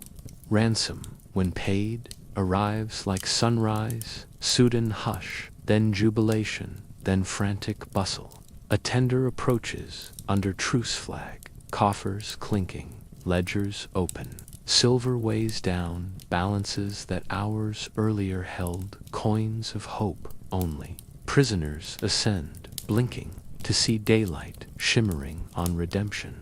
Farewells are a tangle of relief and bewilderment. Bonds, forged in shared terror, must dissolve within minutes. Pirates clap prisoners on shoulders with genuine warmth. Captives, freed, sometimes stutter thanks in the language newly minted between them. A few, inspired by camaraderie, or emboldened by the memory of a surgeon's gentle hands, request permission to stay aboard, pledging loyalty in exchange for shares. The captain, ever pragmatic, may grant it, knowing fresh crew comes dearer than gold. Thus the cycle turns, converting foe to family, stranger to comrade. Not all fates shine so kindly. If ransom falters, perhaps a governor balks, or fleets patrol to near the captives become bargaining chips in riskier games. Pirates may deposit them on a neutral coast, with writs demanding payment on pain of pursuit, or, darkest path, sell them to slavers, masquerading as merchants. In such moments the debate flares, fierce. Some men recall chains on their own wrists years ago. Others argue the ship's survival lies in coin, however tainted. Votes cast under lantern gloom feel heavier than iron. Profit balanced against conscience, survival measured against soul. Whatever verdict stands, it etches itself into memory's ledger, far deeper than any sum of silver. With each prisoner's story, the ship's log gains another marginal note: coordinates, ransom paid, outcome. But deeper, in unincuded margins of collective mind, lingers what each captive taught the crew, a new phrase in Yoruba, a secret for quieting squealing block wheels, a lullaby from Castile. Even those sold or lost gift traces, an abandoned rosary nailed discreetly to a beam shelf, a scrap of indigo cloth tied round a knife haft, a haunting melody that a powder boy whistles unconsciously while sponging cannon.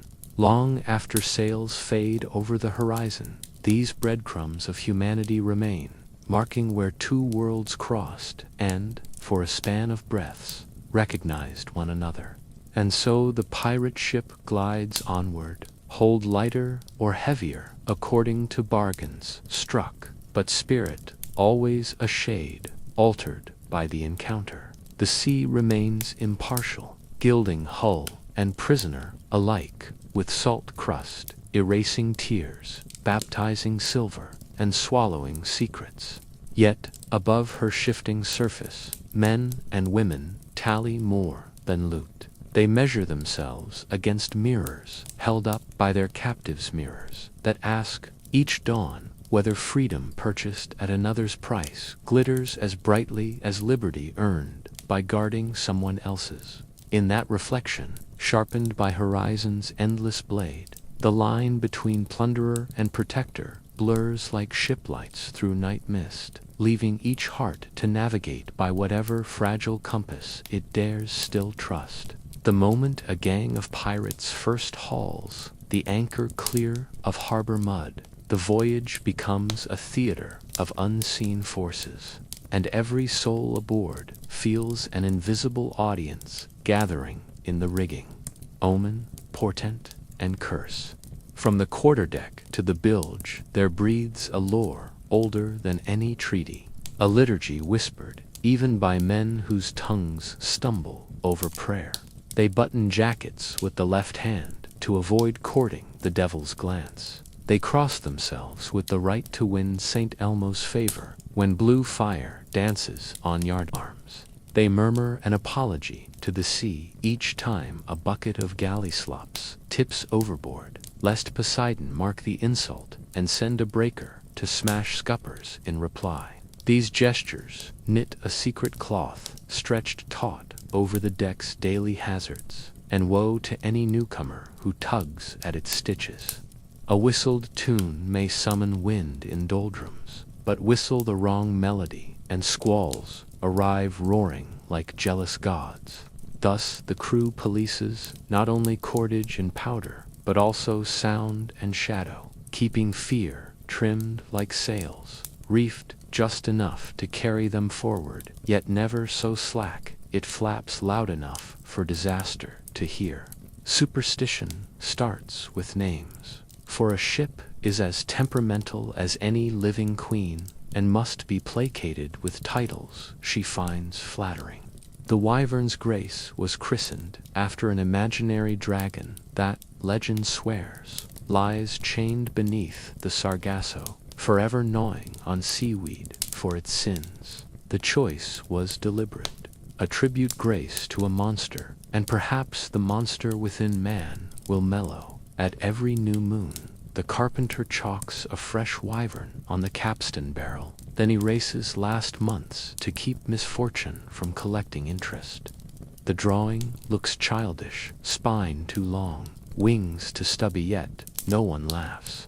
They remembered the night an apprentice forgot the ritual, and before dawn the clue line snapped, flogging a topman from yard to deck in a heartbeat of crimson spray. Coincidence, skeptics claim. But in a world where coincidence can drown you as efficiently as cannon shot, believers and doubters tie identical knots and hope the wyvern eats only weeds tonight.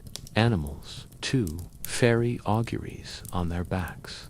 Ships' cats are cherished not merely for hunting rats, but for their rumored pact with storms.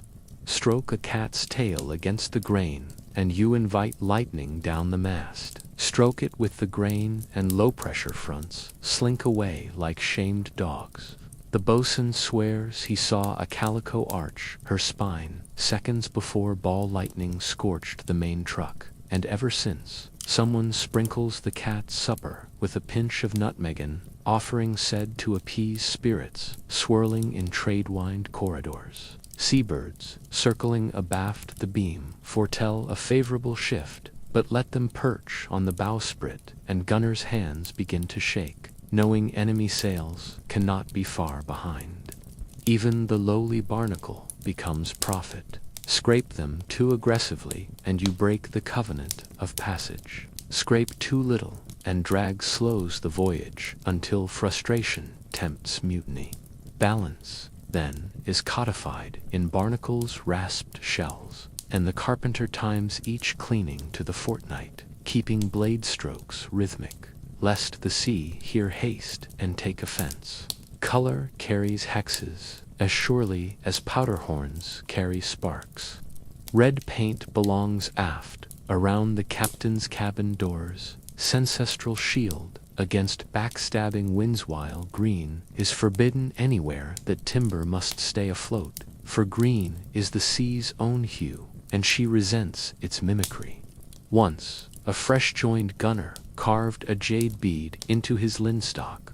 3 days later, the rear chaser misfired, vent sealing with molten slag. No lives lost, but the quartermaster placed the bead in a lead-shot pouch and hurled it overboard, reciting a rhyme about envy, sinking envy. Blue, conversely, may decorate quarterdeck railings where helmsmen must steer by sky's reflection. Blue lulls a compass needle into steadiness. So the old superstition goes, because steel and sky share a mutual longing for north. Each hue, each dab of Taurons, frames destiny in pigments, and the deck becomes a canvas where brushstrokes either coax or antagonize the forces lurking below the keel.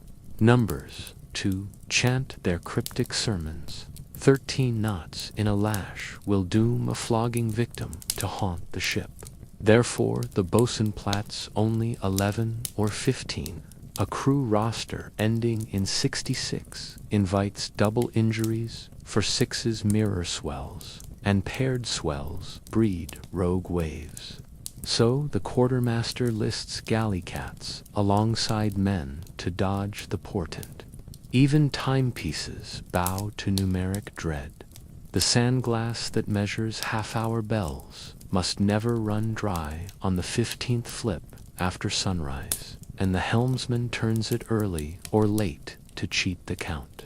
If you ask how such arithmetical omens took root, the surgeon cites drowned monasteries, whose bells tolled 13 times before collapsing cliffs, or plague ships reported to have fogged anchorages on the 66th day at sea. Proof is slippery as a greased belaying pin, yet proof is unnecessary when belief itself becomes bracing as any oak rib. But perhaps the deepest superstition is silence at certain thresholds. Speak a murdered captain's name while furling topsails, and the canvas will not clue home. Mention your own birth date while coiling anchor chain, and the flukes will refuse to bite seabed. The quartermaster enforces these tacit embargoes, the way scholars enforce grammar, rapping knuckles with the butt of a trunnel mallet if someone forgets. Words, he insists, are ballast or breach. Choose the wrong phrase, and you open a seam in fortune no pitch conceal. A visiting scholar once scoffed that language holds no physics, whereupon a following sea swamped his skiff before he cleared the reef. The crew salvaged his trunk of Greek verses, and later used the pages to roll cigarettes every puff, a cautionary footnote about academic hubris afloat. Yet superstition is not solely repression. It also grants license to hope. When the bowsprit crosses a pink dawn ribbon, the cook tosses crusts to the sun's reflection, believing it bribes calm weather until noon. When dolphins race the prow, powder monkeys dip fingers in the bow wave. convinced that foam touched by dolphin skin carries luck straight to the gun deck. Even the quartermaster's stern accountant of reality keeps a pouch of cracked wheat to scatter on solstices, whispering a farmer's prayer his mother once spoke to hillside winds. These rituals may seem futile against iron and lead, yet they forge community as surely as plunder splits. In exchanging charms, the crew rehearses faith in one another's vigilance. If my mate recites the rope and rhyme, I'll grease the tackle hook. If I grease the hook, the sail will hold. If the sail holds, dawn arrives. And if dawn arrives, we live. Thus, superstition becomes an invisible net, each not a habit, each strand a vow, catching catastrophe before sense can. Sometimes, however, the net phrase, one particularly still midnight hair, hung heavy as unspoken guilt. The lookout broke the rule against whistling, letting slip a jaunty tavern tune. Within moments, clouds who had slept all week roused into black towers. Wind barreled in, and a topgallant split end-to-end like fabric under saber. No man blamed coincidence. The whistle brought the wind. Therefore, the wind demanded appeasement. Come dawn, the guilty lookout stood barefoot before the crew, pockets emptied of pay, and recited the furler's litany 99 lines of contrition while sewing a patch onto the torn sail. With every stitch, the sailors hummed a minor drone, weaving the error into cautionary folklore that future generations would recall each time lips puckered near the masthead. Curiously, the oldest superstitions bend under new truths. Since freeing enslaved captives on a captured slaver, the crew has adopted drums carved from that ship's ballast wood. On moonless nights, they beat quiet rhythms taught by former prisoners, claiming the patterns keep sharks from circling. The quartermaster, once skeptical, has recorded fewer shark sightings since the ritual started, and now orders drumming each new moon. Belief evolves, just as coral grows over wrecks, transforming iron into reef. In this alchemy, past cruelties are recast as guardians' pain, transmuted into pulse, fear into cadence, guiding the keel through pitch-black water. So the voyage sails onward, its hull bristling with cannons, its mind crowded with phantoms, its heart steered by a compass, half of steel, half of tale. Above the masts, the night sky swarms with constellations charted by dead dreckeners and dreamers alike. Below the bilge, the sea mutters glossolalia, older than bone. Between these immensities, the crew keeps alight their flickering lantern of superstition. For when logic falters and charts blur, it is a whispered charm half joke, half prayer that steadies shaking hands on the tackle, that sends feet scampering up ratlins slick with rain, that persuades the heart to thud one beat more while awaiting the first glint of a prize sail on a seamless horizon. And if, someday, the ship must founder, every plank creaking in final confession, you may rest assured a survivor will cling to flotsam, recounting how the wyvern's chalk faded or the cat's tail bristled. How if only so, will if be might have spent, prepen may have spien, and if you will and see we sail. Well and be of I will to you and to you again with be up I be up with back to buy that I here to I you to with you to you the I do if to by you to my at my to you at post you so would it sat a wall type of fat I found you if it's that like a beautiful good to do with basket but it so work.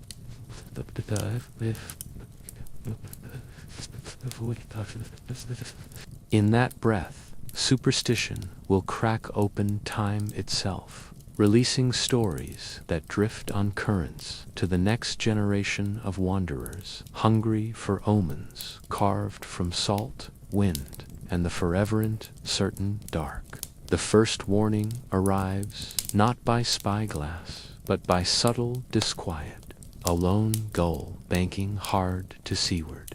The way the morning swell seems to heave against the hull rather than cradle it, and the tightening of the boatswain's brow when a lookout reports an unfamiliar topsail silhouette off the starboard quarter. Though horizon distances can distort, seasoned instinct announces that the sail's cut belongs not to a merchantman, but to a well-found man-of-war, trimmed so tautly she glints like a knife poised for dissection. Word drifts downward through decks with the buoyancy of a bad dream. Men glance at half-tied reef knots, at powder horns only half full, and feel courage hitch a breath. They know the Royal Navy has been scouring the sea lanes all season, driven by orders inked in London's Admiralty building and borne across the Atlantic atop brisk autumn currents. They know that frigate captains with ambitions of promotion measure their prospects in pirate hulls taken, that prize courts in Kingston now pay bounties not merely on captured cargo but on captured legends. And they know, too, that a pirate vessel, however daring in ambush, must fight a different fight when hunter and hunted trade places beneath a sky suddenly shorn of hiding clouds. To understand the hunters, one must picture the frigate as a floating bureaucracy where each rope resounds with regulation. Her gun crews drill until motion becomes trance, until powder scoop and wad ram sync with the drummer's brisk tattoo echoing from the waist. Logs track every ration, timetables list every turn of glass, and punishment parades down the weather deck with ritual precision cat-o'-nine tails hissing a lesson into raw backs at dawn. Unlike the freebooters she stalks, the frigate runs on obedience as much as sail power, and this machine of flesh and oak grinds relentlessly across latitudes, directed by captains bred for discipline and officers hungry for Parliament's acclaim.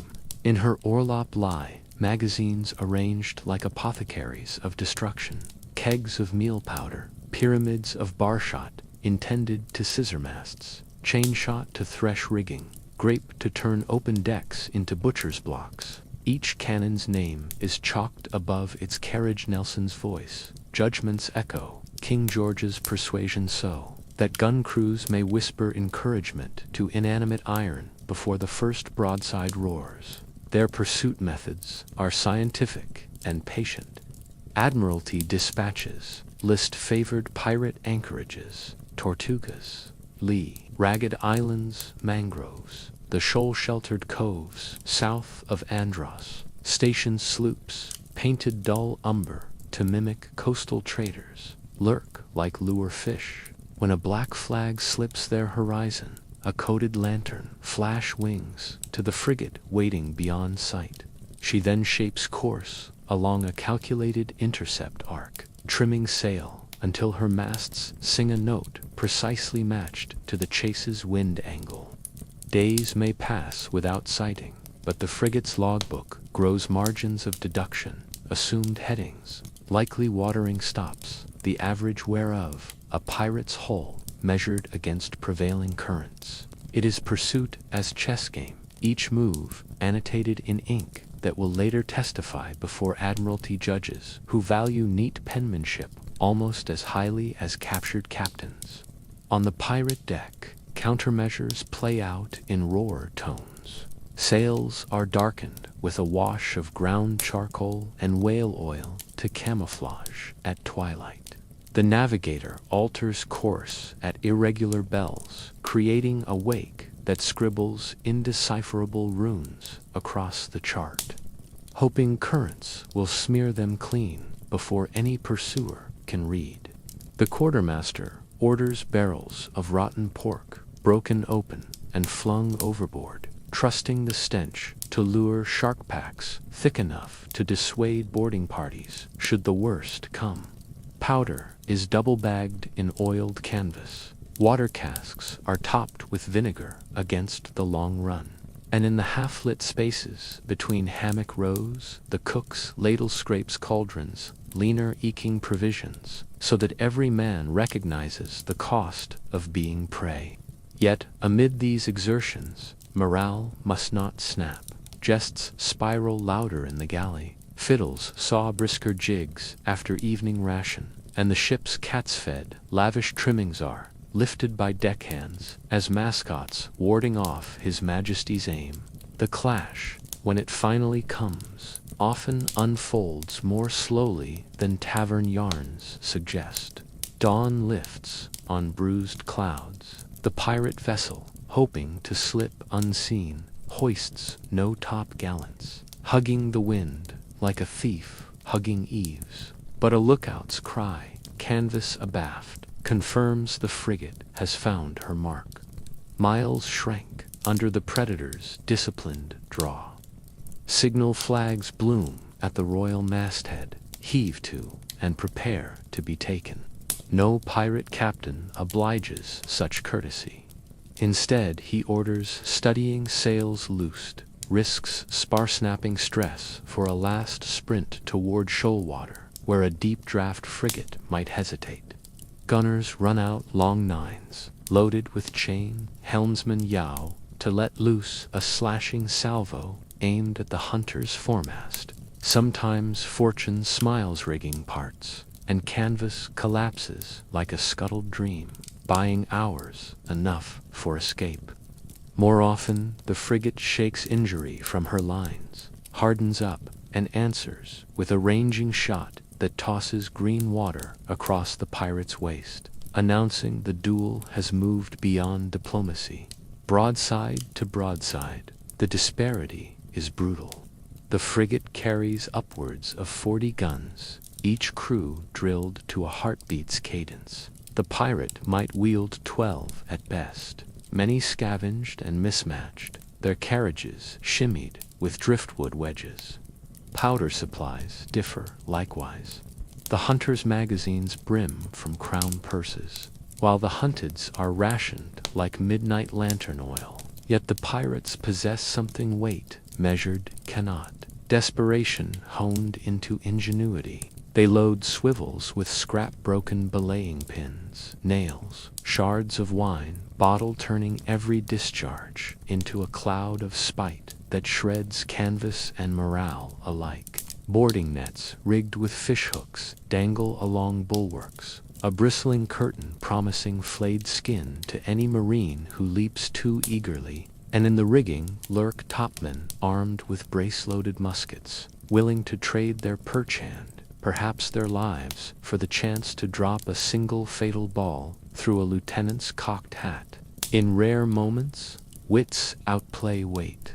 A pirate sloop once feigned surrender under ragged sail, only to drift downwind, haul on a concealed spring line, and pivot clear of the frigate's arc at the exact instant a gust ballooned patched canvas hidden behind bulwarks. She streaked past the warship's stern and raked her quarter gallery with 2 swivel guns packed to the muzzle, felling officers at the binnacle and shattering tiller tackle. While the frigate yawed crippled, the sloop skimmed shoal flats her lighter draft could navigate, vanishing into mangroves, just deep enough for keel. If ballast barrels were rolled overboard, for weeks thereafter, royal gunners woke sweating. Certain patched sails flickered at the edge of every storm squall. Yet such triumphs are exceptions sailors toast precisely because they know the usual outcome is less romantic. Splinters, iron, surrender. Capture need not end in gallows, though the risk looms like a yard-arm shadow. Some crews negotiate quarter by surrendering a captain already notorious, wagering common lives against a legend's neck. Others invoke the French reprisal, clause claiming letters of marque long out of date, to secure treatment as prisoners of war rather than pirates. The frigate's captain, mindful of paperwork and politics, may accept these fictions if prize money is sufficient and courts unlikely to question. But many hunters relish trophies. Black flags, taken as cabin wall adornments, notorious cutlasses sealed in Admiralty gift crates, journal entries detailing the exact phrase a captured quartermaster muttered when irons closed. These curios fetch reputational gold in London drawing rooms where ladies sip sherry over tales of distant savagery tamed by empire's steel. The hunted, therefore, cultivate invisibility as ardently as the hunter pursues fame. They practice celestial dead-reckoning, so obscure shoals serve as cloaks. They extinguish galley fires before dawn, lest smoke betray dawn silhouettes. They mingle among neutral merchantmen at trading posts, repainting quarter-strakes and hoisting false ensigns, until identity itself flows like tide.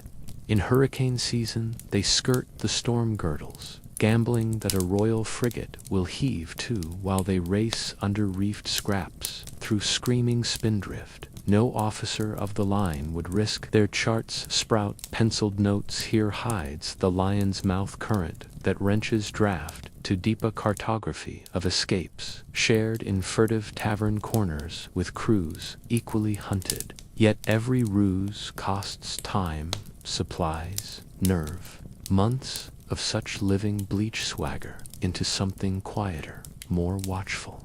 The boatswain who once mocked discipline now trains men to haul braces in silence.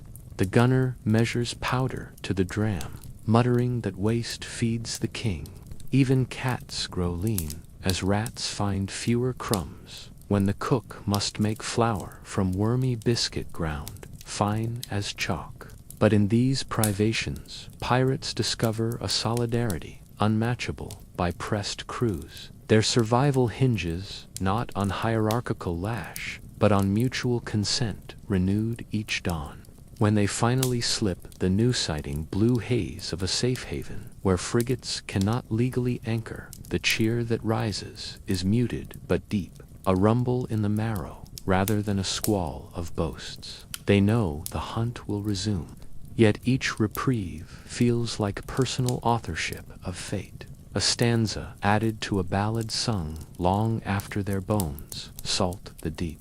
Thus the sea's grand dialogue persists.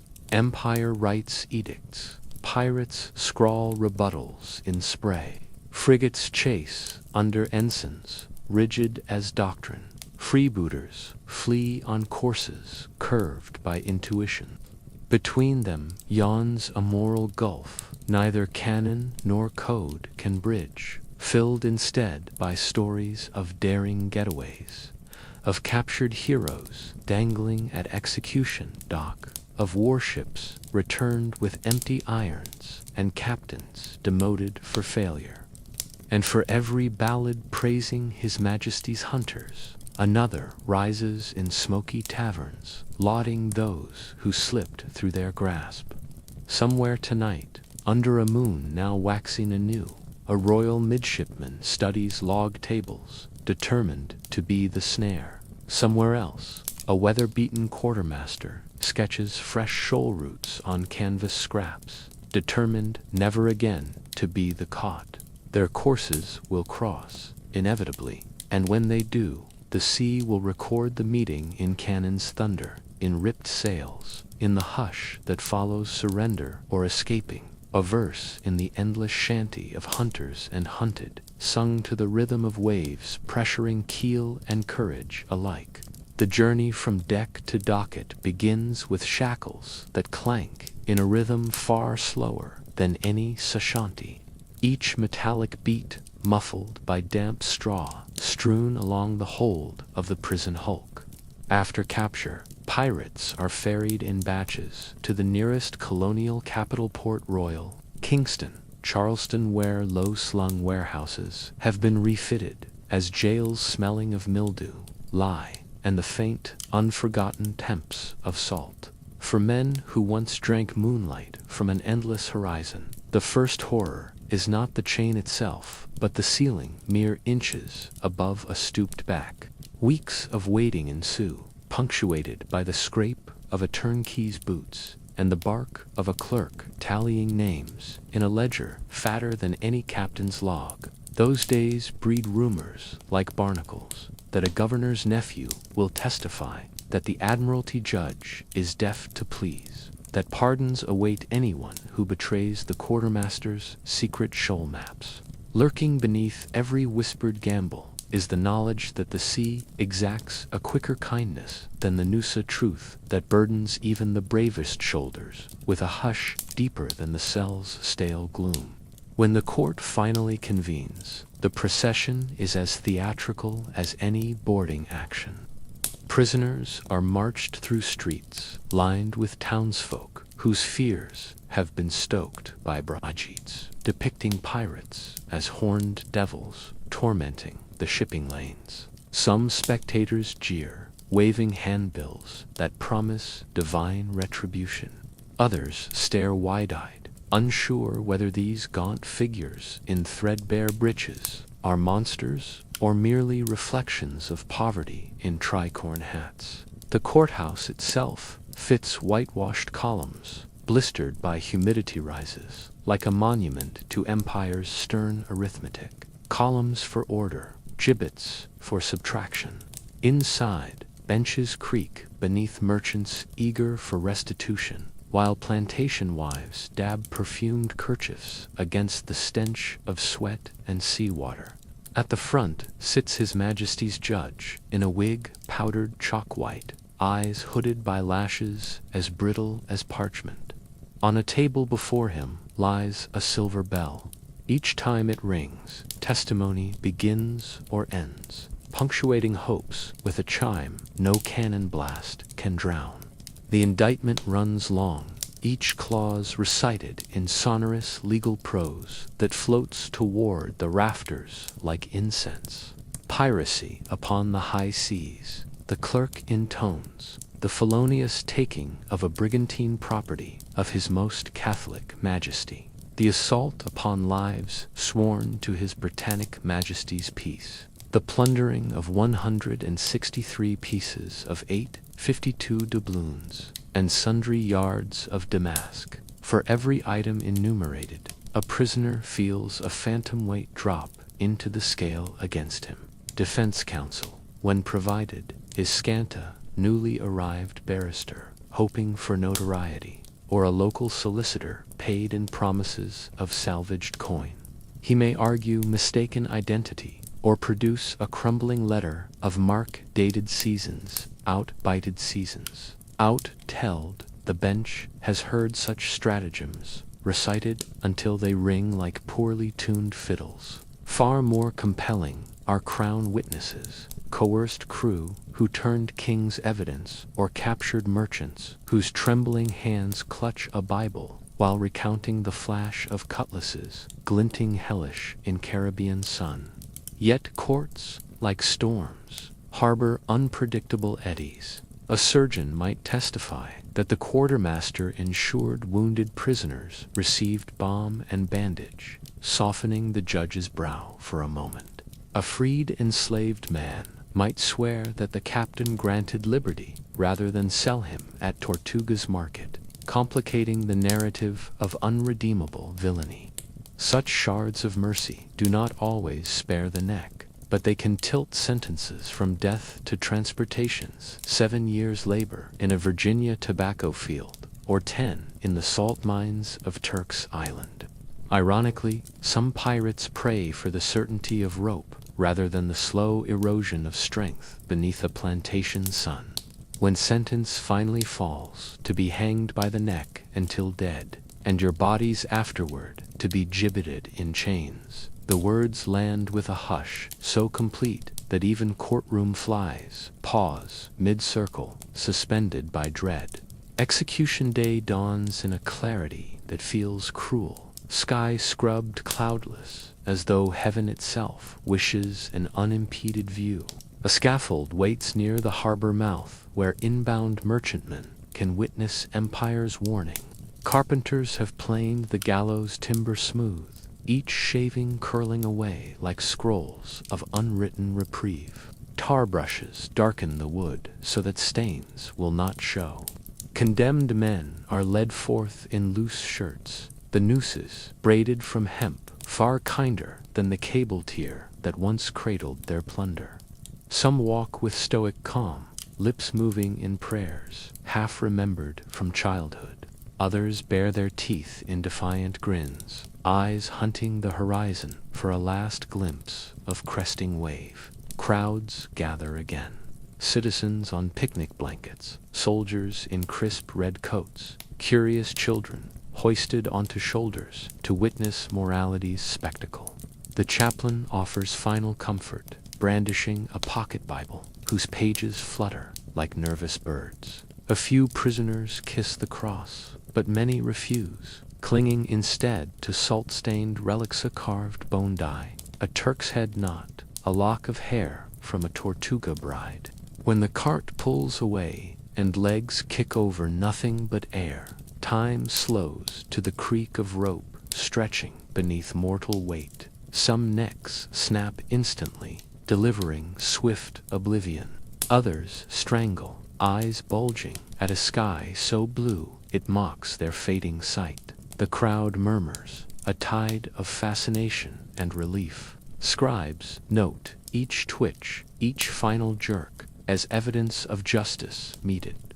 The bodies hang until dusk, silhouettes against sunset like tattered pennants, marking empire's fragile triumph. Afterward, they are lowered into iron cages, limbs bound with chains dipped in tar to resist the humidity. These gibbets are hauled to Shoal Point's execution dock in Wapping, gun cays, barren spitware, seabirds peck and tides lap, turning flesh to vacant rags.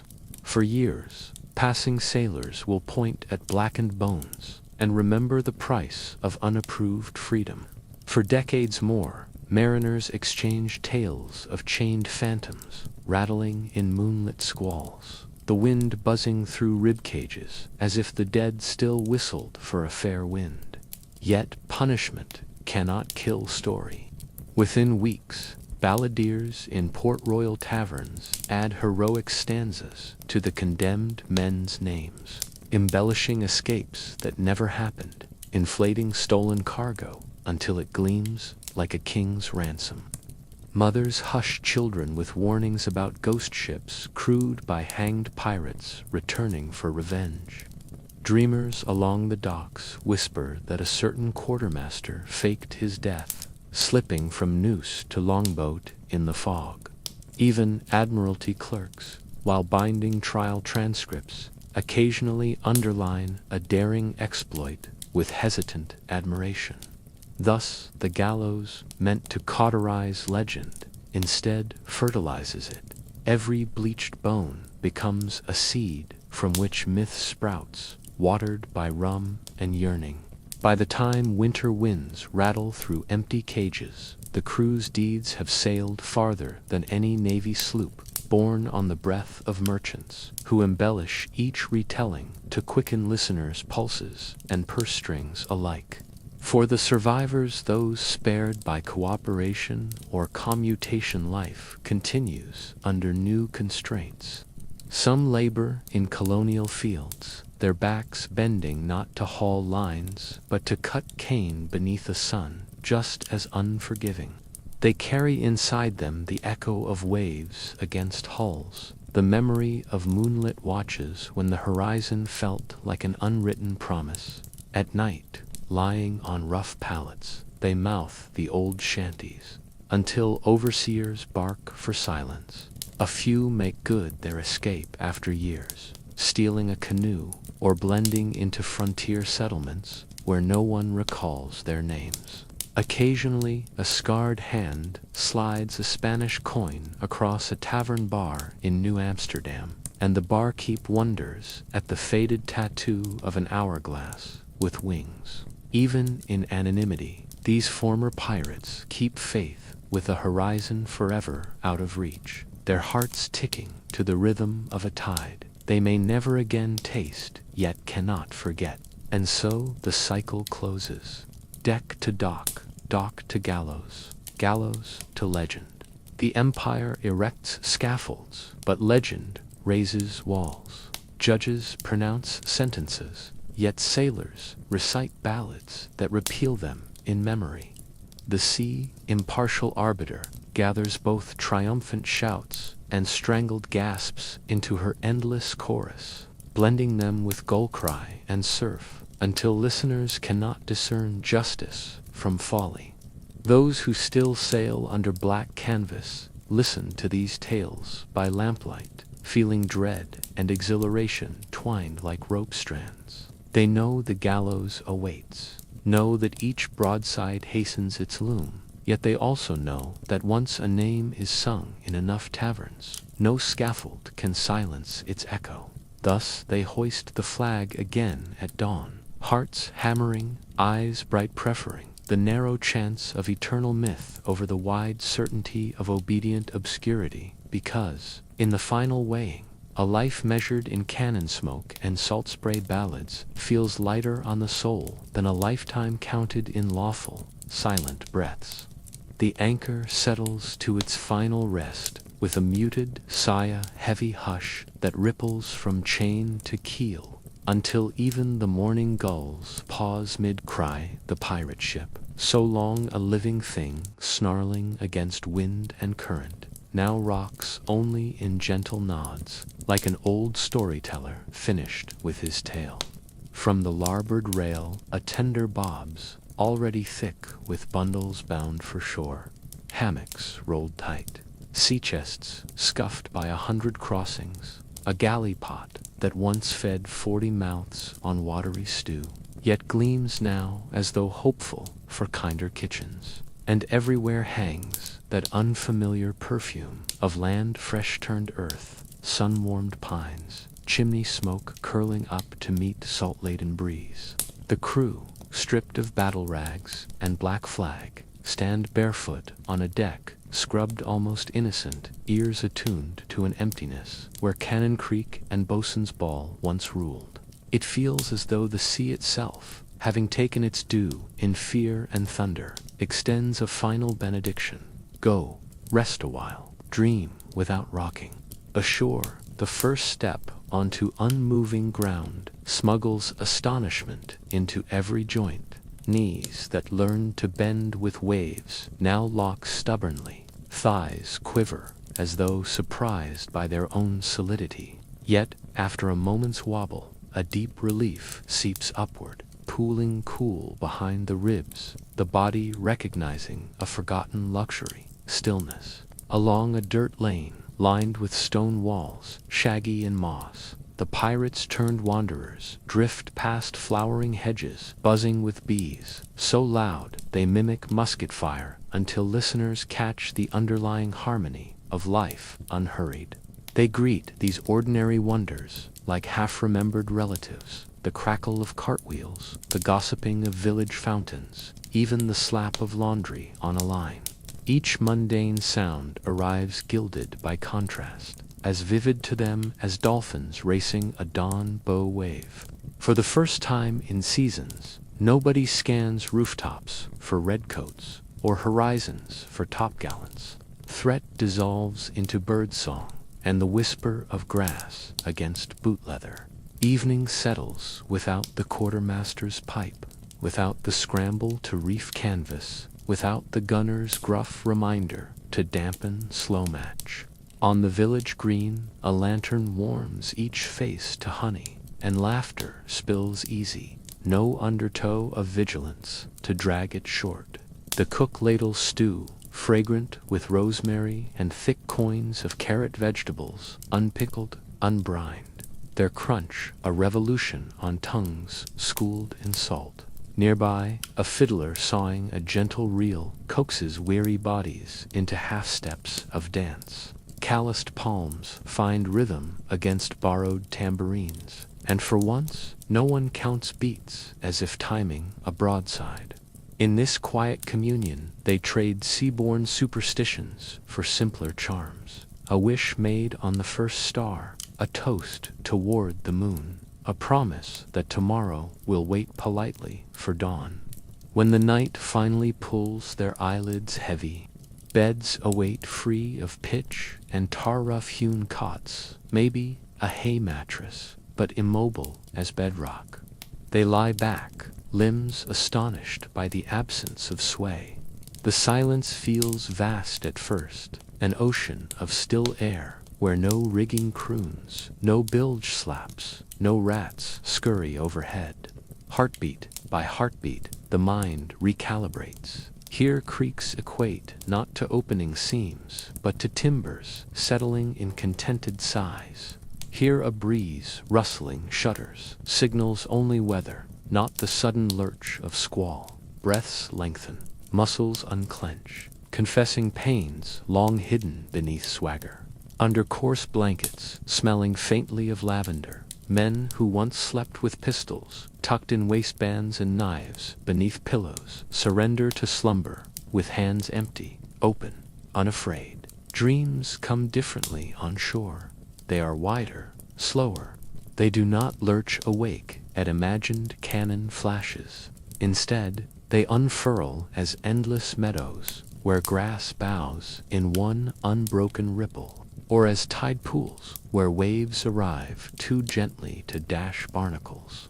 Voices that in waking hours rasp like rope over capstan now float softer, syllables of home places half forgotten, a sister's lullaby, a market vendor's sing-song cry, a mother's scolding turned tender with distance. The sea intrudes only as background hush, an affectionate murmur rather than a roar.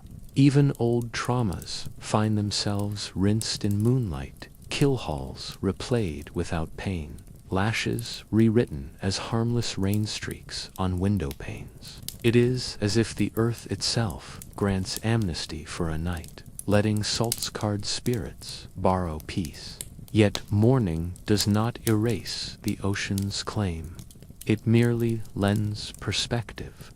At cockcrow, the former buccaneers rise, joints crackling like thawing ice, and glimpse the anchored ship far off, silhouette softened in mist. They know the hold still carries dreams of coin yet unspent, that the rigging hums impatient lullabies, that the figurehead's wooden eyes gaze outward, hungry for horizon. But they feel, too, the gentle persuasion of land underfoot, the promise of gardens that never capsize, of roofs that weather storms without healing 15 degrees. Some will return to the sea after provisions are loaded. Others will barter their shares for a patch of soil, a small shop, a marriage pledged beneath oak beams instead of tarred shrouds. Both choices carry courage. To face again the fickle roar of waves, or to brave the quieter perils of permanence. For all, though this single night on shore ripples forward like a stone tossed in still water, it teaches that freedom measured solely by open horizon can become a tether of its own kind, that rest is not weakness but renewal, that the heart, like a compass, needs recalibration, lest it spin aimless. When the anchor lifts next, those who embark will feel the sea's rhythm slide beneath them with familiar seduction, but they will also carry a new ballast, the memory of unmoving earth, of a silence so entire it vibrated in bone marrow, of sleep sweet enough to taste at the back of the throat long after waking. And on some future midnight watch, when squall clouds erase every star, that recollection will glow inside them, star steady as a binnacle lamp, guiding hands as surely as any North Star. Thus the tale concludes where it began, with the simple act of closing weary eyes. Across 20 chapters, the pirate's world revealed its teeth-press gangs and grog, hammocks and hurricanes, Mutiny and gallows butt behind every thunderclap pulsed the same fragile wish to lay one's head down and find, if only for a few hours, a harbor safe from wind and blade. Now, in a bed that does not move, with linen that smells of drying herbs instead of rope tar, the wish at last comes true. Outside, cricket song replaces creaking blocks. Fireflies stand watch in place of lanterns, and the sleeper, unchained from vigilance, drifts deeper than any fathom line can plump-roof that. After all the roaring chase and ruthless storm, nothing feels quite so daring, nor so deserved, as the quiet courage of uninterrupted dreams.